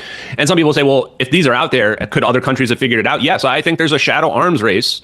And I think this overlaps with the UFO community where they say that, you know, this might be UFO tech or whatever, and then Russia and China are working on this. This is what scares me the most about this, is that, you know, if two warring factions get this level of technology, the science on display here that I want to go in through with you today, it has the capability of producing not just a wormhole, but actually a black hole. Like annihilation of the entire planet, maybe even the entire solar system. It's just a matter of scale. And what you realize from these videos and the science related to them is that physics, the universe is scale invariant. Stuff that you can do on the small level, small scale, you can also do on the large scale. Those orbs that you see there, they are mimicking atoms. It looks like an atom. It's a positively charged plasma center with electrons that you can see as green as a shell around it. You can even see the shell of the electrons move fluidly when they start to spin around the plane because of the magnetic field they're producing around the plane. It's just wild when you look at it and you can see all of that detail from that. So what I was hoping today is to, and I've seen you talk to Tucker Carlson, some people that are really prominent and connected. And I want to help because you're saying all the right stuff to get all the lingo and arm you with all the tools that you need to help explain to the general masses and to these people who are connected, like what's really going on here from the scientific perspective and from a suppression perspective and national security as well. Please. So let's get into it. So, I mean, I think what you just said is amazing. The nuclear weapons are obsolete. Nuclear weapons are obsolete, that we have the ability to manipulate time and space. Those are the weapons that's why no one wants to touch us, because we have things that are far more powerful. And I think you would agree that these technologies have come from UFO crash retrieval programs, if I'm not mistaken, right? Well, I think there's a lot of options. I'm open-minded, you know, and I've now grown to have a viewpoint of anything is possible under the right conditions. So does it come from aliens? Does it come from things that we dug up? Does it come from future humans or another dimension? I don't know if we have enough evidence to say for sure at the moment. I will say I'm pretty confident there's a psychological operation going on to get us to be convinced that humans can't understand this, that it's alien technology. It's alien physics that humans can't possibly understand. And that way, if we're doing black operations, covert operations, which is what the MH370 videos show, we can blame it on aliens. Oh, it was aliens zapped the plane away. No, aliens aren't zapping the plane away. That's us. That's what humans do. So I think that they're trying to get us to avoid that. And it's very important to realize that there is no alien physics. Anything that aliens can understand anywhere in this universe, that's physics that we can understand. We are simply missing something that's probably right in front of us when it comes to how these UFOs we see flying in the sky are moving around. And absolutely anyone out there, UFOs are real. Yeah, so I thought that was pretty interesting, and I like how he described the orbs. And you could probably do a search on Google for orbs creating crop circles. I have seen videos of crop circles literally being created by orbs in seconds. And to me, that explains the whole crop circles thing. It's not aliens doing it. It's U.S. tech. It's secret tech doing it. And what he's explaining here about the plane that disappeared, it's really interesting. And, you know, we saw it happen there on the screen. It just was there and then it was gone. So, yeah. And then True Nature's mentioning the Philadelphia experiment has some serious people talking about teletransport, entire ship, supposedly. Yeah, I know. I remember that. So anyway, this one is, this video is in reference to, let me see if he shows it. Right here. This video that we played earlier tonight, where this guy was talking from the Trump administration. This was on an earlier tab here. I'm not sure where it was. It was a while back now. But anyway, you guys probably remember this. Director of White House Office of Science and Technology Policy. Our technologies permit us to manipulate time and space. So this is a redacted video on, this one's embedded on ForbiddenKnowledgeTV.net. But, you know, obviously you can find this on Rumble, possibly on YouTube, at least some of it, maybe on there. And this has the full article on this particular story. I thought it was really interesting. And then he goes into, you know, if you want to watch the full video, he talks about how time travel is possible, but only to the future, is the way I understood it. You couldn't go back in time, but you could go forward in time. So I thought that was really unusual, and I'd not really heard that anywhere else before, as far as the actual possibility of it. So that plane that disappeared, maybe it was zapped and went forward in time. Who knows? I don't know. If so, maybe it'll show back up again. All right, and then this one on leohoman.com. Peter Thiel again. Trump billionaire tech ally sells smart AI warfighting system to NATO while talking up U.S. trade war with China. Stock in Thiel's company Palantir soars Monday on news of major new business deal with NATO. How about that? President Trump's push to recalibrate the U.S.-China trade relationship has the full endorsement of Silicon Valley billionaire and mega technocrat Peter Thiel. Yeah, I bet it does. Anyway, this is on leohoman.com. And then I pulled up a couple of Substack articles of his as well. Trump offers touchback amnesty plan to pay illegals to self-deport and then come right back in illegally. An old establishment Republican trick once dubbed shamnesty by border hawks gets resurrected by Trump administration. Will Trump's base fall for it? Shamnesty. So stop the Trump Huckabee touchback amnesty plan. Don't bring illegals back in. Federal government will facilitate and pay for the self-deportation of those who have entered the country illegally, while operations will continue to target gang members and violent criminals. Trump has told Fox News host Rachel Campus Duffy in an interview filmed at the White House, aired on April 15th. President said government-provided stipends include a plane ticket and money could help incentivize illegal aliens to leave the country and pursue legal status. We're going to make it comfortable for people, and we're going to work with those people to come back into our country legally, Trump said during an interview.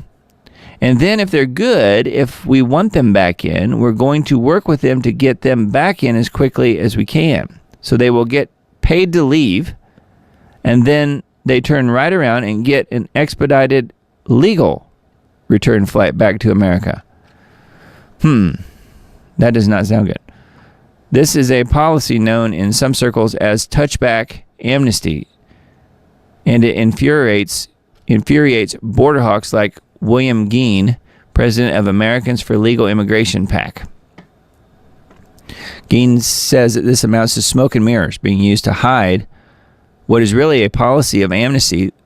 That word dreaded by all MAGA patriots, amnesty is now the official policy of the Trump administration. Now, again, this is according to Leo Homan on his Substack. So, very concerning. Touchback amnesty. We're making it so that if a farmer can give recommendations to people, we're going to be very soothing. They're sort of responsible, and we're going to have the farmer take responsibility. But, ultimately at some point we want the people to go out, come back in as legal. So this has something to do with some of the farmers who are using illegals to, help with crops and so forth. So it may have to do mostly with that. I don't know. But yeah, touchback amnesty. I'd not heard of that one before. All right, natural news articles. We've got some of the most recent Health Ranger reports, audio and or video embedded here on top, where you click and you go to the Brighteon page with those on there. Former FAA contractor admits to spying for Iran, exposing critical U.S. aviation data. Isn't that nice? Breakthrough quantum phase observed, paving the way for advanced computing and sensing. Trump orders DOJ to investigate former officials for alleged treason and election misconduct. Mentioned this one last week, I think. Trump exempts smartphones, computers, and key electronics from the new tariffs on Chinese imports. Yeah, and then federal judge orders release of $20 billion in EPA green grants. Rejects Lee Zeldin's freeze. Yeah, and then there's, some other good articles and videos embedded here on naturalnews.com. Wine Press, we have another Substack here. Canada's conservative leader, Poilievre, vows to deport foreigners for anti-Semitic crimes. So again, with the anti-Semitism. We will bring in tougher laws to target vandalism, hate marches that break laws, and violent attacks based on ethnicity and religion, he says. The latest push is to punish so-called anti-Semitism. Canada's leading opposition leader of the Conservative Party, Pierre Poilievre, I'm not exactly sure how to say his last name, has vowed to deport foreigners for anti-Semitic crimes. So foreigners again. He should win the national election on April 28th. But he's running against Mark Carney, and Carney is the central banker here. I think personally that he will win, not this other guy. But anyway, because Carney is a World Enslavement Forum stooge, so I think he pretty much will get the nod, if you know what I mean. So anyway, that's on Wine Press on Substack, and then we've got a few Gateway Pundit articles pulled up here. Let's see. Observatory warns U.S. volcano could blow, and these are the signs to watch for. So we mentioned this last week. The Alaskan volcano, Mount Spur, still has not blown, so that's good, but doesn't mean that it's slowed down any, though, either. It says, activity below the surface of an Alaskan volcano has scientists on edge over an eruption that could be coming. Mount Spur, which is about 78 miles southwest of Anchorage, has been the focus of attention since October, when subsurface earthquakes, gas emissions, and melting snow and ice at its summit have indicated some type of activity, according to Anchorage Daily News. In March, the Alaska Volcano Observatory indicated an eruption was possible within weeks to months. So, and it says more recent data suggests an eruption might not be as likely in April as it seemed in March, but Alaska Volcano Observatory's scientists in charge said there are about earthquakes below Mount Spur every week, and bad weather has hindered data gathering. We don't have the full suite of data that you would have in an ideal case. We would be drawing from upon to make our interpretation. So I guess based on the weather, they don't really have all the details here. So that means that could kind of cloud what they're, no pun intended, cloud what they're, trying to look at. If an eruption comes, it would be at the Crater Peak side vent, and it would be explosive. Ash plumes could reach 50,000 feet high. So it hasn't gone off yet. Hopefully it won't, but it's not really slowing down is the impression I get here. So that is Mount Spur update that we mentioned last week as well. Hats off to Patrick Howley at Patrick Reports for an explosive deep dive into the shadowy dealings surrounding the Carmelo Anthony case. What's unfolding in Dallas is a textbook example of left-wing manipulation, with billionaire George Soros's fingerprints all over it. The Next Generation Action Network, a radical activist group, is at the heart of this controversy, and their ties to Soros-funded organizations are impossible to ignore. But for those of you new to the story, somehow, Carmelo Anthony, a 17-year-old accused of first-degree murder after fatally stabbing Austin Metcalf at a high school track meet, is being propped up as a victim of racist society. What do you hope to see with this trial? Do you hope to see him walk free or go to jail? If you ask like a personal opinion, I just want to be home regardless. You want to be home even if he did it, you want him to be home? Like I said, bro, I see people that look like me get incarcerated for everything. You don't care if he did it or not? Me personally? Nah. Me personally, I don't care. Released on reduced bond by a self-proclaimed DEI judge, Anthony's now lounging in a gated Texas community, bankrolled by a suspicious Help Carmelo official fund that's raked in over $450,000 on Give, Send, Go. The donations, as Patrick Howley and the Dallas Express uncovered, reek of coordination, identical messages, similar amounts dropping at all hours. Leading the charge is Dominique Alexander. All of the funds that were raised on the GoFundMe were all fraud. The Next Generation Action Network's founder, who is stoking the racial flames with hashtags like hashtag AmeriKKK and hashtag colonialism. So after today, I just want the media to know, and I want the public to know, I don't care what you say about me. I've been in this thing for 11 years. I am tried, tested, and proven. I'm gonna just say, I'm from Oak Cliff. Worser things have been said about me, baby. You ain't gotta inbox me, you ain't gotta tell me. I am the first person to tell my testimony. Alexander has a rap sheet that includes a guilty plea for injuring his ex-girlfriend's 2-year-old child in 2008. In 2016, he helped lead a Dallas protest that ended in Micah Xavier Johnson's ambush, killing 5 police officers. Alexander's press conference was a total disaster. They kicked out Metcalf's father, a man who had forgiven Carmelo Anthony for the murder of his son. The Next Generation Action Network's funding is a labyrinth of leftist cash. IRS filings reveal they've been paid by at least 3 Soros-linked groups: the Tides Foundation, BVM Capacity Building Institute, and Resist Incorporated. Tides, a Soros-backed slush fund, dropped 25 grand on Alexander's group in 2023 for, quote, equity and human rights, end quote.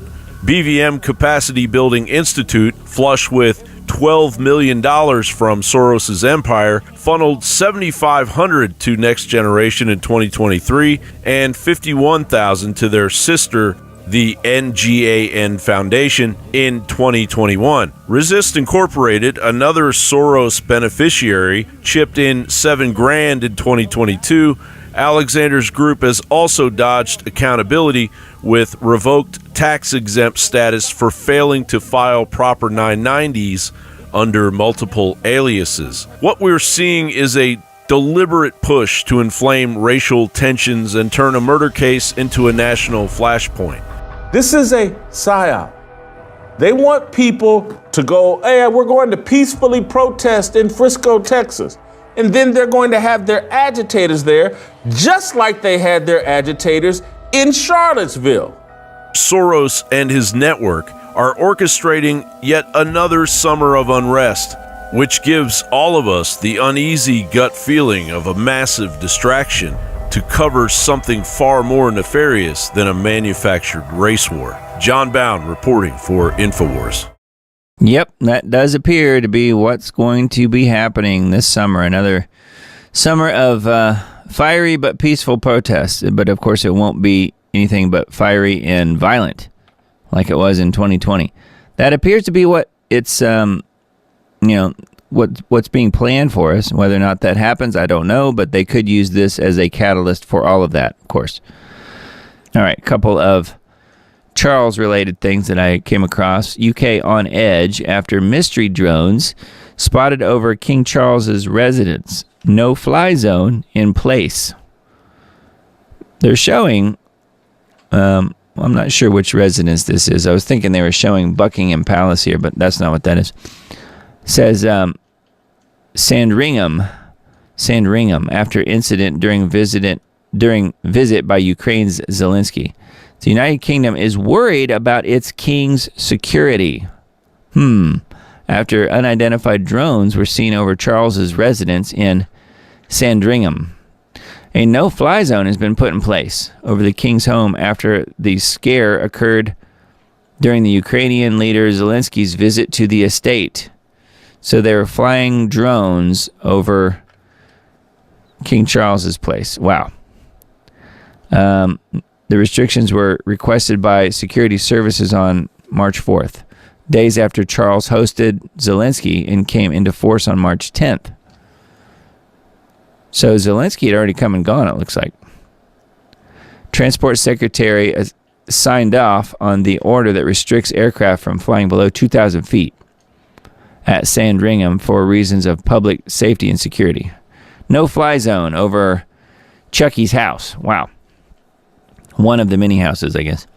The order states these regulations impose restrictions on flying in the vicinity of the Sandringham house in Norfolk. Interesting, though, that they're worried about his security, which is something that we've talked about on this show. Wouldn't want to see anything happen to the guy, would you? Definitely not. And then this one we mentioned quite a few times here.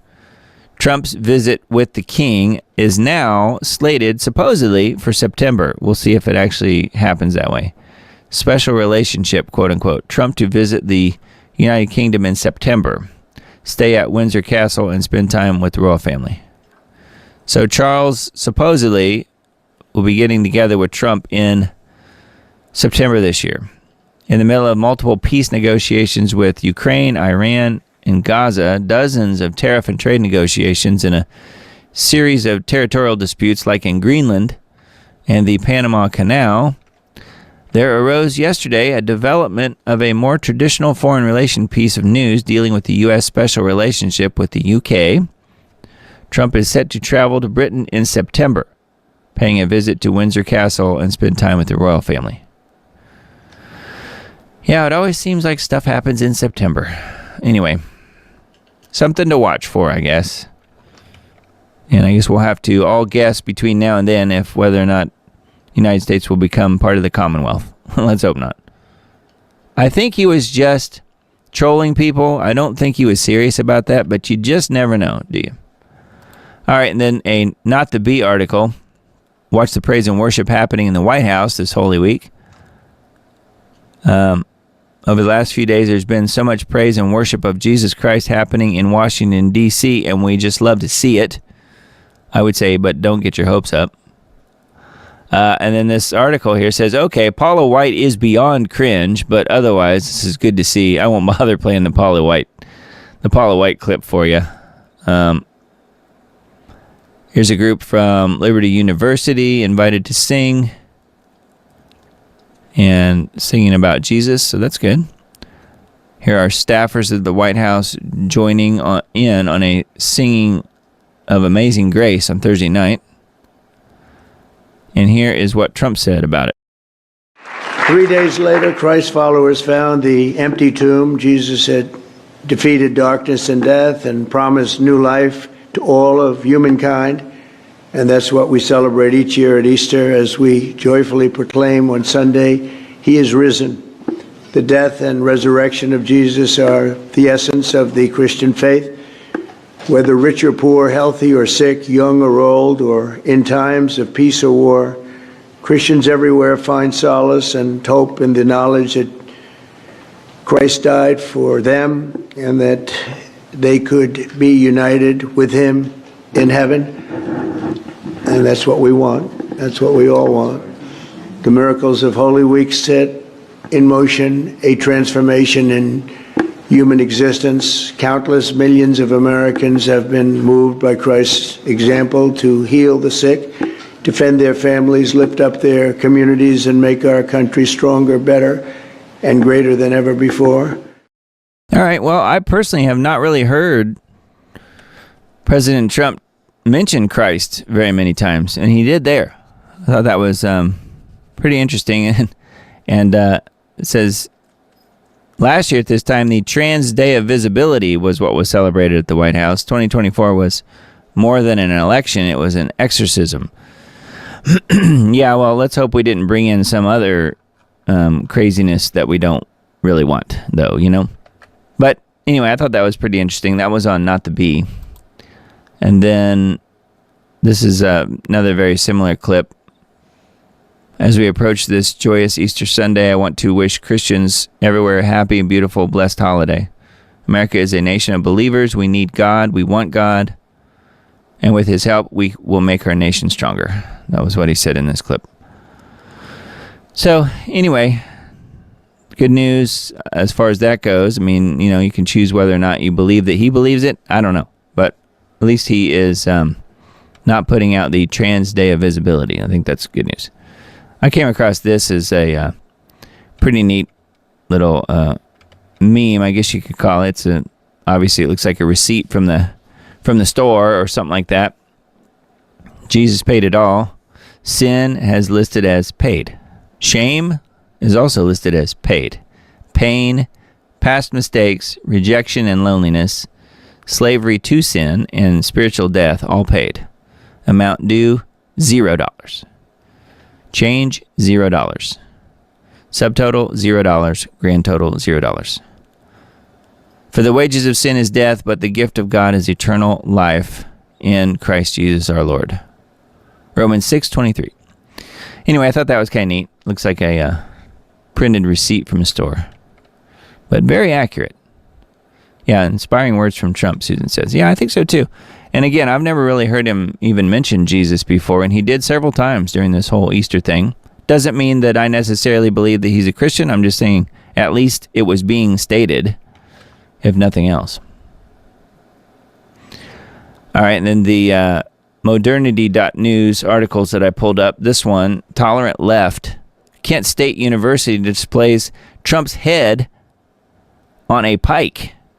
But that's art. Yeah, at least they weren't being anti-Semitic while they were doing it, because now, I mean, if they would have done that, they'd be shipping them out of the country already. A student at Kent State was allowed to publicly display a piece of, quote, artwork that depicted President Trump's severed head on a pike with the caption, "We only have to get lucky once."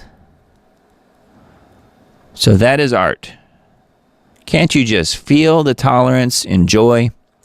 Incredibly, Kent State initially defended the monstrosity, claiming it was part of the student's art thesis and was protected under the First Amendment and Ohio law, and that people should not expect it to be taken down. However, after massive backlash, it now appears that the student who created it has agreed that it can be removed after Senator Bernie Moreno and Ohio Attorney General Dave Yost both spoke to Kent State's president, Todd Diacon. They essentially told Diacon the threatening nature of the display provided ample grounds for it to be removed. Yeah, so they're saying that it could be incitement. Yeah, this is incitement to violence. It is not protected speech. Must be investigated as an incitement to fellow travelers and conspirators to act against the President of the United States. There is no other interpretation of this, quote, art or the placement of this art. Yeah. Anyway, thought that was very sick and very sad. But that is where we are, isn't it? Now this one, just wanted to mention this. This is something that came up on this week's Global Alert News with Dane Wigington. He mentioned this, and so I wanted to as well. Trump EPA targets geoengineering, I would put that in quotes, geoengineering firm that wants to block out the sun. Yes, but it's just a tiny little, ant. Instead of going after the entire elephant, they're just going after a little ant. Says two-man climate startup is under federal investigation for geoengineering the atmosphere by releasing sulfur dioxide, an EPA-regulated air pollutant, into the stratosphere under the guise of climate cooling. The company is called Make Sunsets. Was founded by two Silicon Valley entrepreneurs with no background in atmospheric science. Their business model, fill weather balloons with sulfur dioxide and hydrogen gas and launch them over 66,000 feet into the sky and sell cooling credits to customers based on how much estimated warming each balloon release negates. Now they're facing consequences. Granted, these balloons release infinitesimally less sulfur into the sky than airplanes do. No, that doesn't matter. On Tuesday, the EPA announced that they are investigating this company's actions under the Clean Air Act, citing potential air quality violations. Okay, well, you do that, but that is not what's geoengineering our entire planet. No, that is the government's funded many huge programs out there that are, fleets of airlines that are putting this stuff in our skies. It's not this little podunk type of company that's launching balloons in the atmosphere. That is not it. Making a mountain out of a molehill, as they say proverbially. I think that's just one of those things where they can blame somebody. Personally, though, I think that they should look into it, but that's not going to fix geoengineering. No, you got to go after the source there, which is not this little company called Make Sunsets. Anyway, and then I found a couple articles here on Easter, how Christians celebrate a pagan fertility demon called Easter instead of obeying the teachings of Jesus, the origins of Easter. So this has a kind of a background here, which we won't get into tonight. We talked about that at the beginning of the show, but there's quite a bit here if you want to brush up on what's going on with the pagan holiday, as we're calling it, Easter. And then Jesus loved Israel's enemies and still does. Love your enemies and pray for those who persecute you. When Jesus began his public ministry around the age of 30, he took up residence in the town of Capernaum, a fishing village on the northern shore of the Sea of Galilee. This town became his home base from which he traveled around Israel and its ministries. Israel was occupied territory in the days of Jesus and part of the Roman Empire. Capernaum had a Roman tax collecting office in Capernaum, and the tax collector was a Jew named Matthew, who left his office as a tax collector and started following Jesus instead as one of his disciples. The Jews in general hated the Romans and saw them as their enemies, and therefore considered Jews who worked for them as tax collectors as traitors and as very evil people. Matthew wrote the first book of the New Testament and records his own decision to follow Jesus and leave his tax collecting profession, working for the Roman military. Anyway, it goes on here. So there's quite a bit of info on this one as well. So this is Jesus loved Israel's enemies and still does. So that is a Vaccine Impact article. And then this one on Israel 365 News, I thought this was kind of interesting. They're bringing up the whole Noah's Ark thing. They mentioned the, a few weeks ago, they had mentioned the Ark of the Covenant, and now this one is about Noah's Ark. So I wanted to see if, of course, that is a recreation of the Ark. It doesn't look like that now, does it?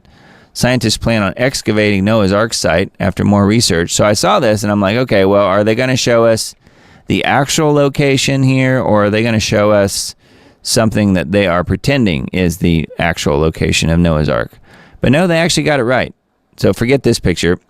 It's actually this. This is the correct location of Noah's Ark. And you can see it here. Potential remains of Noah's Ark. No, that's it. That's it. With the boat-shaped rock formation at the spot near Mount Ararat, where it's believed that the Ark was rested in Turkey. So yeah, that is it. That is exactly where it is. It was found a long time ago, and they're acting like, of course, it's a new discovery, but it's not. The Bible names Mount Ararat, Turkey's highest peak at 5,137 meters, as the final resting place of Noah's Ark after the floodwaters receded. Researchers have noted the formation's ship-like shape and dimensions that are consistent with those described in the Bible. The Bible specifies the ark's dimensions as 30 cubits long, 50 cubits wide, and 30 cubits high, approximately 515 feet long, 86 feet wide, 52 feet high. So that is what is left of it. And the reason I knew that was the right one was that that is exactly what Ron Wyatt has been talking about for forever. Ron's first trip was in 1977 to find Noah's Ark.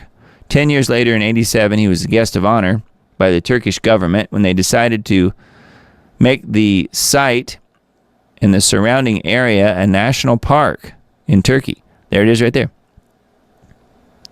So that was it back in the 80s, I guess, is when that picture was taken. And you can see they've already done a lot of the scientific work here. Noah's Ark and the Visitor Center. There it is. They never show you the Visitor Center in the pictures, do they? But no, it's still there. It's probably about where they're standing, I would imagine, when this picture's taken. But no, this is the Visitor Center. There's the Noah's Ark. Fossilized rivet found by Ron in June of 1991. Fossilized rivet. This is some of the wood. Petrified deck timber. 3 separate layers of wood can be seen, as well as adhesive material which seeped out as it was pressed together. And then above right is an anchor stone, buried perhaps just after the flood. Anchor stone. They're huge. And then petrified rib timbers right here. Fragmented but in place are visible after this section was shaved lightly with shovels in October of 1990. Again, this stuff is all here at ronwyatt.com. We'll link to this in the Substack post, but, you know, they're acting like, oh, it's a new discovery. No, it's not. It's been known about for a long time at this point, but Israel 365 News is at least reporting on it. I think that's good. And then, let's see. We have GeoWatch for this week. April 19th. Wind-driven, baseball-sized hail destroys car windows, blisters siding of buildings. Windows smashed and homes pockmarked by giant hail, and baseball-sized hail blasts hotel. Welcome to chemical ice nucleation and climate engineering. Cascading weather catastrophes are exponentially accelerating around the world. The latest installment of Global Alert News is right here. So, and then this is where they're talking about, in this post, is where Dane is talking about the Make Sunsets deal here that I mentioned just a minute ago. So, click that to go to that information. And you'll see that what I said fits with what he's saying. I mean, Make Sunsets is nothing. I mean, don't even worry about that. It's the little bit that they're doing. You know, that you could, I guess, you could punish them, but that's not going to fix the problem. I mean, that is nowhere near the main geoengineering issue that's happening across the planet. Which that's the militaries that are involved. So the EPA needs to be looking at the right things. Of course, they're not. They're ignoring it, probably on purpose. All right, and then the scheduled weather for this week looks like more heat, at least more warmth for most of the U.S., probably 3/4 of it anyway, and then near normal in the rest of it. Below normal in the Southern California area, and even Western Arizona, and a little bit in the Vegas area as well. A little bit below normal. So a little cooler for you guys, perhaps, but warm for everyone else. So that is dated April 26th through 30th. So just the last few days or so of the month. We are reaching the end of April. It's hard to believe. And then, let's see. I wanted to mention a couple of the things that I found on X this week. There was quite a few things that I retweeted or posted. Some of them are, kind of funny. And we've got one here that I want to play as we close out the show tonight that I thought was really funny, that you guys will like. But here's a few of them that I found. Can you please deport the 15 to 20 million illegal aliens, making it impossible for me to own a house and earn a living wage. That's what me says. And then U.S. government says, best I can do is remove a few students for criticizing Israel. And of course, it's showing the guys from the Pawn Stars here. Pretty funny.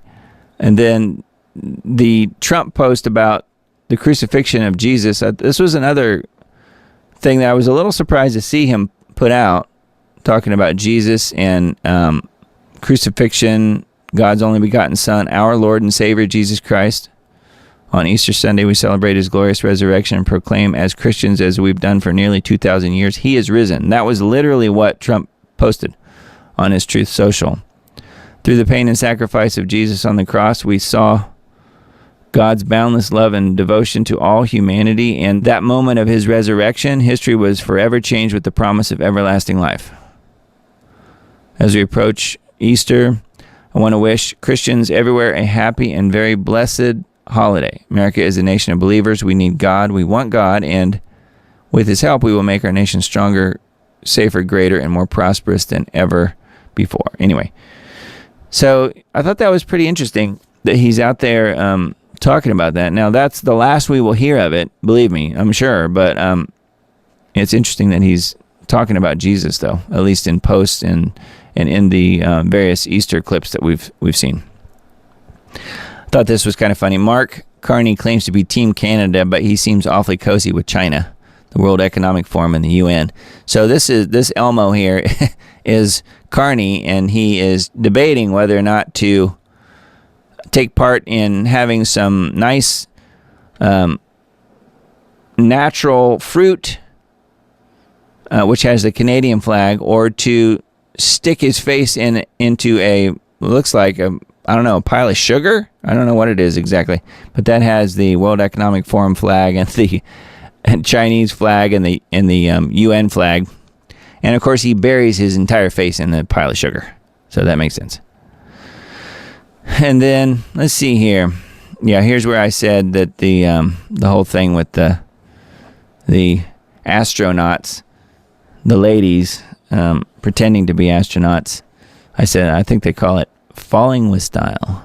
Here is a short little video clip. There's not really that much to hear, but I've never seen this footage of 9/11 towers. You can see how good the quality is of this. You can see people waving there. See, moments after impact. Lady here, or a person here. I don't know if it's a lady or not. Person there waving. Zoomed in here. Moments before the tower falls. Never seen that clip before. Here is the Pam Bondi in action figure, if you want to buy one, I guess. All talk, no cuffs. Pretty funny. Crosses light up the sky of New York City on Good Friday, 1956. You wouldn't see that these days, would you?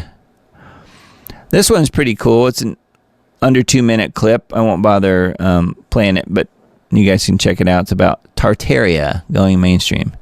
But it's a colorized video clip of life in the 1800 somethings, and you can clearly see that they have things that are basically electrified, and it's talking about the magnificent buildings that were built, and yet the primitive tools of the people at the time, horse-drawn carriages and walking around on foot. And they were supposed to be the people that built these magnificent structures. Doesn't really make sense. See, here's electric sidewalks in the 1800s. Isn't that nice? And then this I thought was kind of interesting. This came out, when Trump was posting about Jesus. This is what the crazy king had to say. King praises Islam and Judaism in surprising Easter message. Did you guys know about this? Breaking, King Charles III praises Islam in Easter message. Is he actually trying to destroy the monarchy? I thought he was supposed to be a Christian, ? Yeah, right. Seriously, when do we find out that he's converted? Well, yeah, he converted to Islam a long time ago. There's many stories about that. He's just pretending to be a Christian at this point. Of course, you guys know, I believe personally, that he's going to reveal himself as the biblical Antichrist before too long. Or at least, I think it will be revealed. It will be up to up to us to interpret that that's what's happened. But I do think that he knows that is what his future holds, as it were. Looking to see what other ones we can mention here. Oh yeah, we were talking about secret space technology. This was a pretty good interview and discussion as well with the Dark Journalist was on with AJ and them on InfoWars, so that was good. Health Ranger Mike Adams says, if you support Israel's genocide, you are not a Christian. You are an anti-Christian because you value antichrist principles. If your pastor supports Israel's genocide, you are attending a synagogue of Satan, not a Christian church, he says.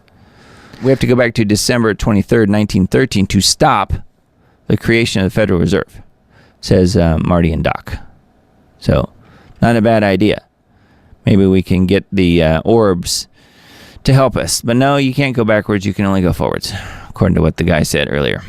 Let me see what you guys are saying in chat. Yeah, Casey is Muslim. Wow, newsflash. Yeah, he converted to Islam some time ago. At least, it was reported that. Who knows? Personally, I think he is going to be the biblical Antichrist, which means he may also be the Islamic Mahdi. He may be both. I don't know. But yeah, that is something that was reported. That's something that, the author of The Antichrist and a Cup of Tea, Tim Cohen, has stated numerous times and pointed to the different articles and stuff in his various interviews about KC3 being a Muslim at this point. So who knows? I don't know. I can't imagine that he's practicing anything day to day other than Satanism, if you ask me. So whether or not he's, kneeling on the carpet and praying to Allah or whatever they're supposed to do, I don't think, I don't know if he's really doing that or not, but remains to be seen, and we may never know, right? So make sure you're on the Substack. If you're not already, sign up there. It's in the box in the upper right corner, diamonddisc.substack.com. And then Subscribestar is the way you can help me out if you want to help me defray the cost of this show. I'm out of pocket at this point for the most part, and losing subscribers, not really too many paid ones, luckily, but losing a few on YouTube. We'll take a look at that here in a second. But on Subscribestar, I'm down to 5, but we're holding steady at 5 subscribers. We were at 6, and we've got some various tiers here where you can check out what's available, and we've got a few new options here, extra bonuses on some of these upper tiers, including staying in touch with me more directly and having a Zoom call and working together, doing some things. Even helping me find things to report on for the show, if you guys are so inclined, if that's something you guys want to do. Developing face-to-face friendships, researching together, prayer requests, and so forth. That is some of the things that you can check into if you're interested on subscribestar.com/diamonddisc is where that is. That is the monthly subscription options. If you want to help out what I'm doing, I would certainly appreciate it, because the show is getting more and more expensive for me to do, just because it's taking more and more of my time to do it. So therefore, I cannot be doing other things. One way you can help do that, though, is if you want to help support the show, you can certainly have a look at the store. There's many options there. We've gone through many times on the show, so I won't bother doing that again. But the links and the pictures of some of the various products are available on the Substack emails that I send out, so feel free to check that out if you guys want. Yes, I've lost, I guess it was up to 929 or 30 or something. I've lost 4 or 5 subscribers in the last day or two on YouTube, which is not all that unusual, although it seems like a little bit more than normal. I had a hard time for a long time getting past 921. I finally made it up to 929. And it went from 929 down to 925 in a day or two. So they are still playing games and having fun messing with my numbers on YouTube. Not too surprising. But we are on Rumble. Those numbers seem to be holding steady. Not really going up much, but they are a little. So thank you guys on Rumble who are there. Got a few folks in chat tonight, so welcome you guys on Rumble. The Rumblers, we have 11 currently watching on Rumble and 19 on YouTube at the moment. So again, yeah, we don't have the chat displayed on the broadcast tonight just because of the crazy stuff that was happening with my live stream software. So I just ended up shutting that off for tonight, but we'll get it up and running again soon as they issue an update and a fix to the live stream software so I can display that again. So make sure you're on Rumble. If you are on Rumble, make sure you're subscribed, as well as on BitChute and Brighteon. So those are my other channels. You can find me as Diamond Disc, DIAMONDISC.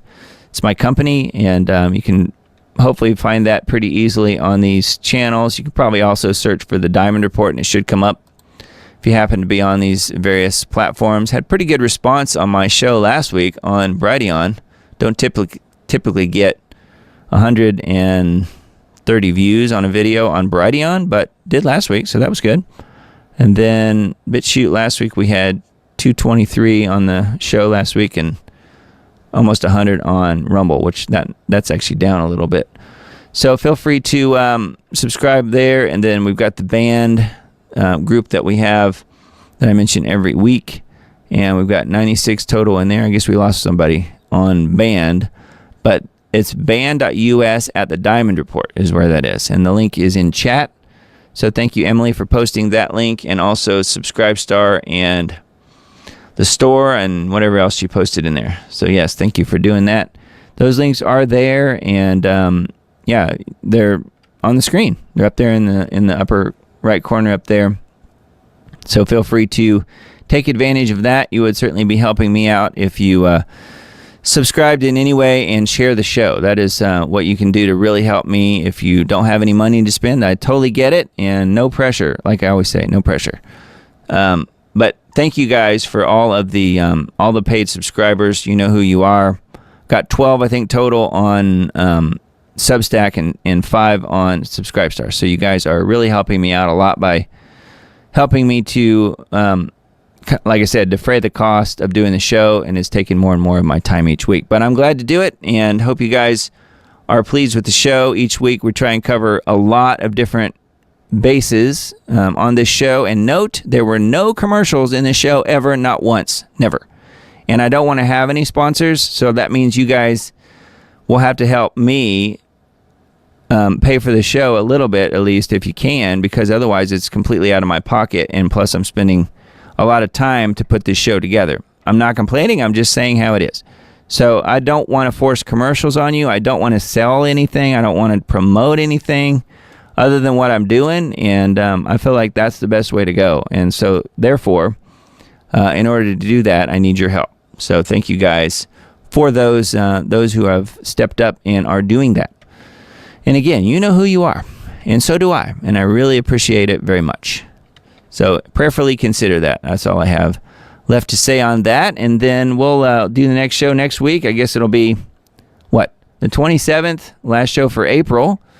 We had 27th at 10 p.m. Central Time. We got one more short little video to show, but I've got to go back to the, where is it? Got to go back to X. Now, we want to play this so you can hear it because it's really funny. Now, if you've already seen this, my apologies. But it's really funny, and I love this, and I've shared it with pretty much everybody in my family, and everybody loves it. A friend of mine sent this to me, and it just says the funniest thing you'll see today. And it's this really good comedian, and the bit here is called "My Grandma Said," and you'll catch on real quick. But the punchline at the end is what you gotta wait for.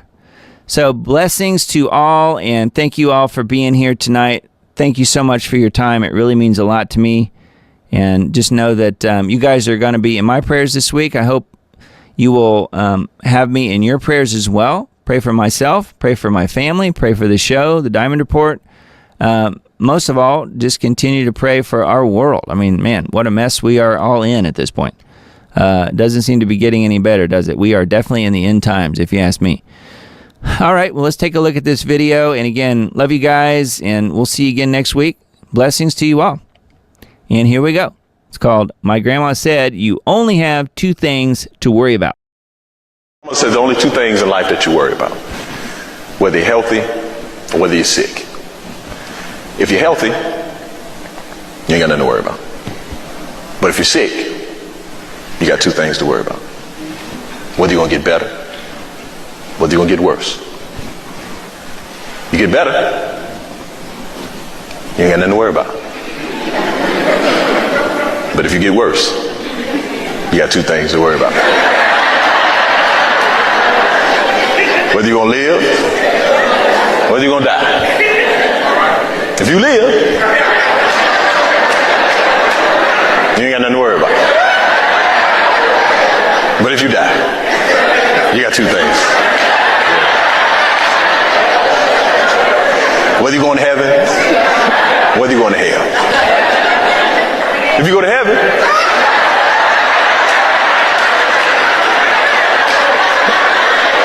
you ain't got nothing to worry about.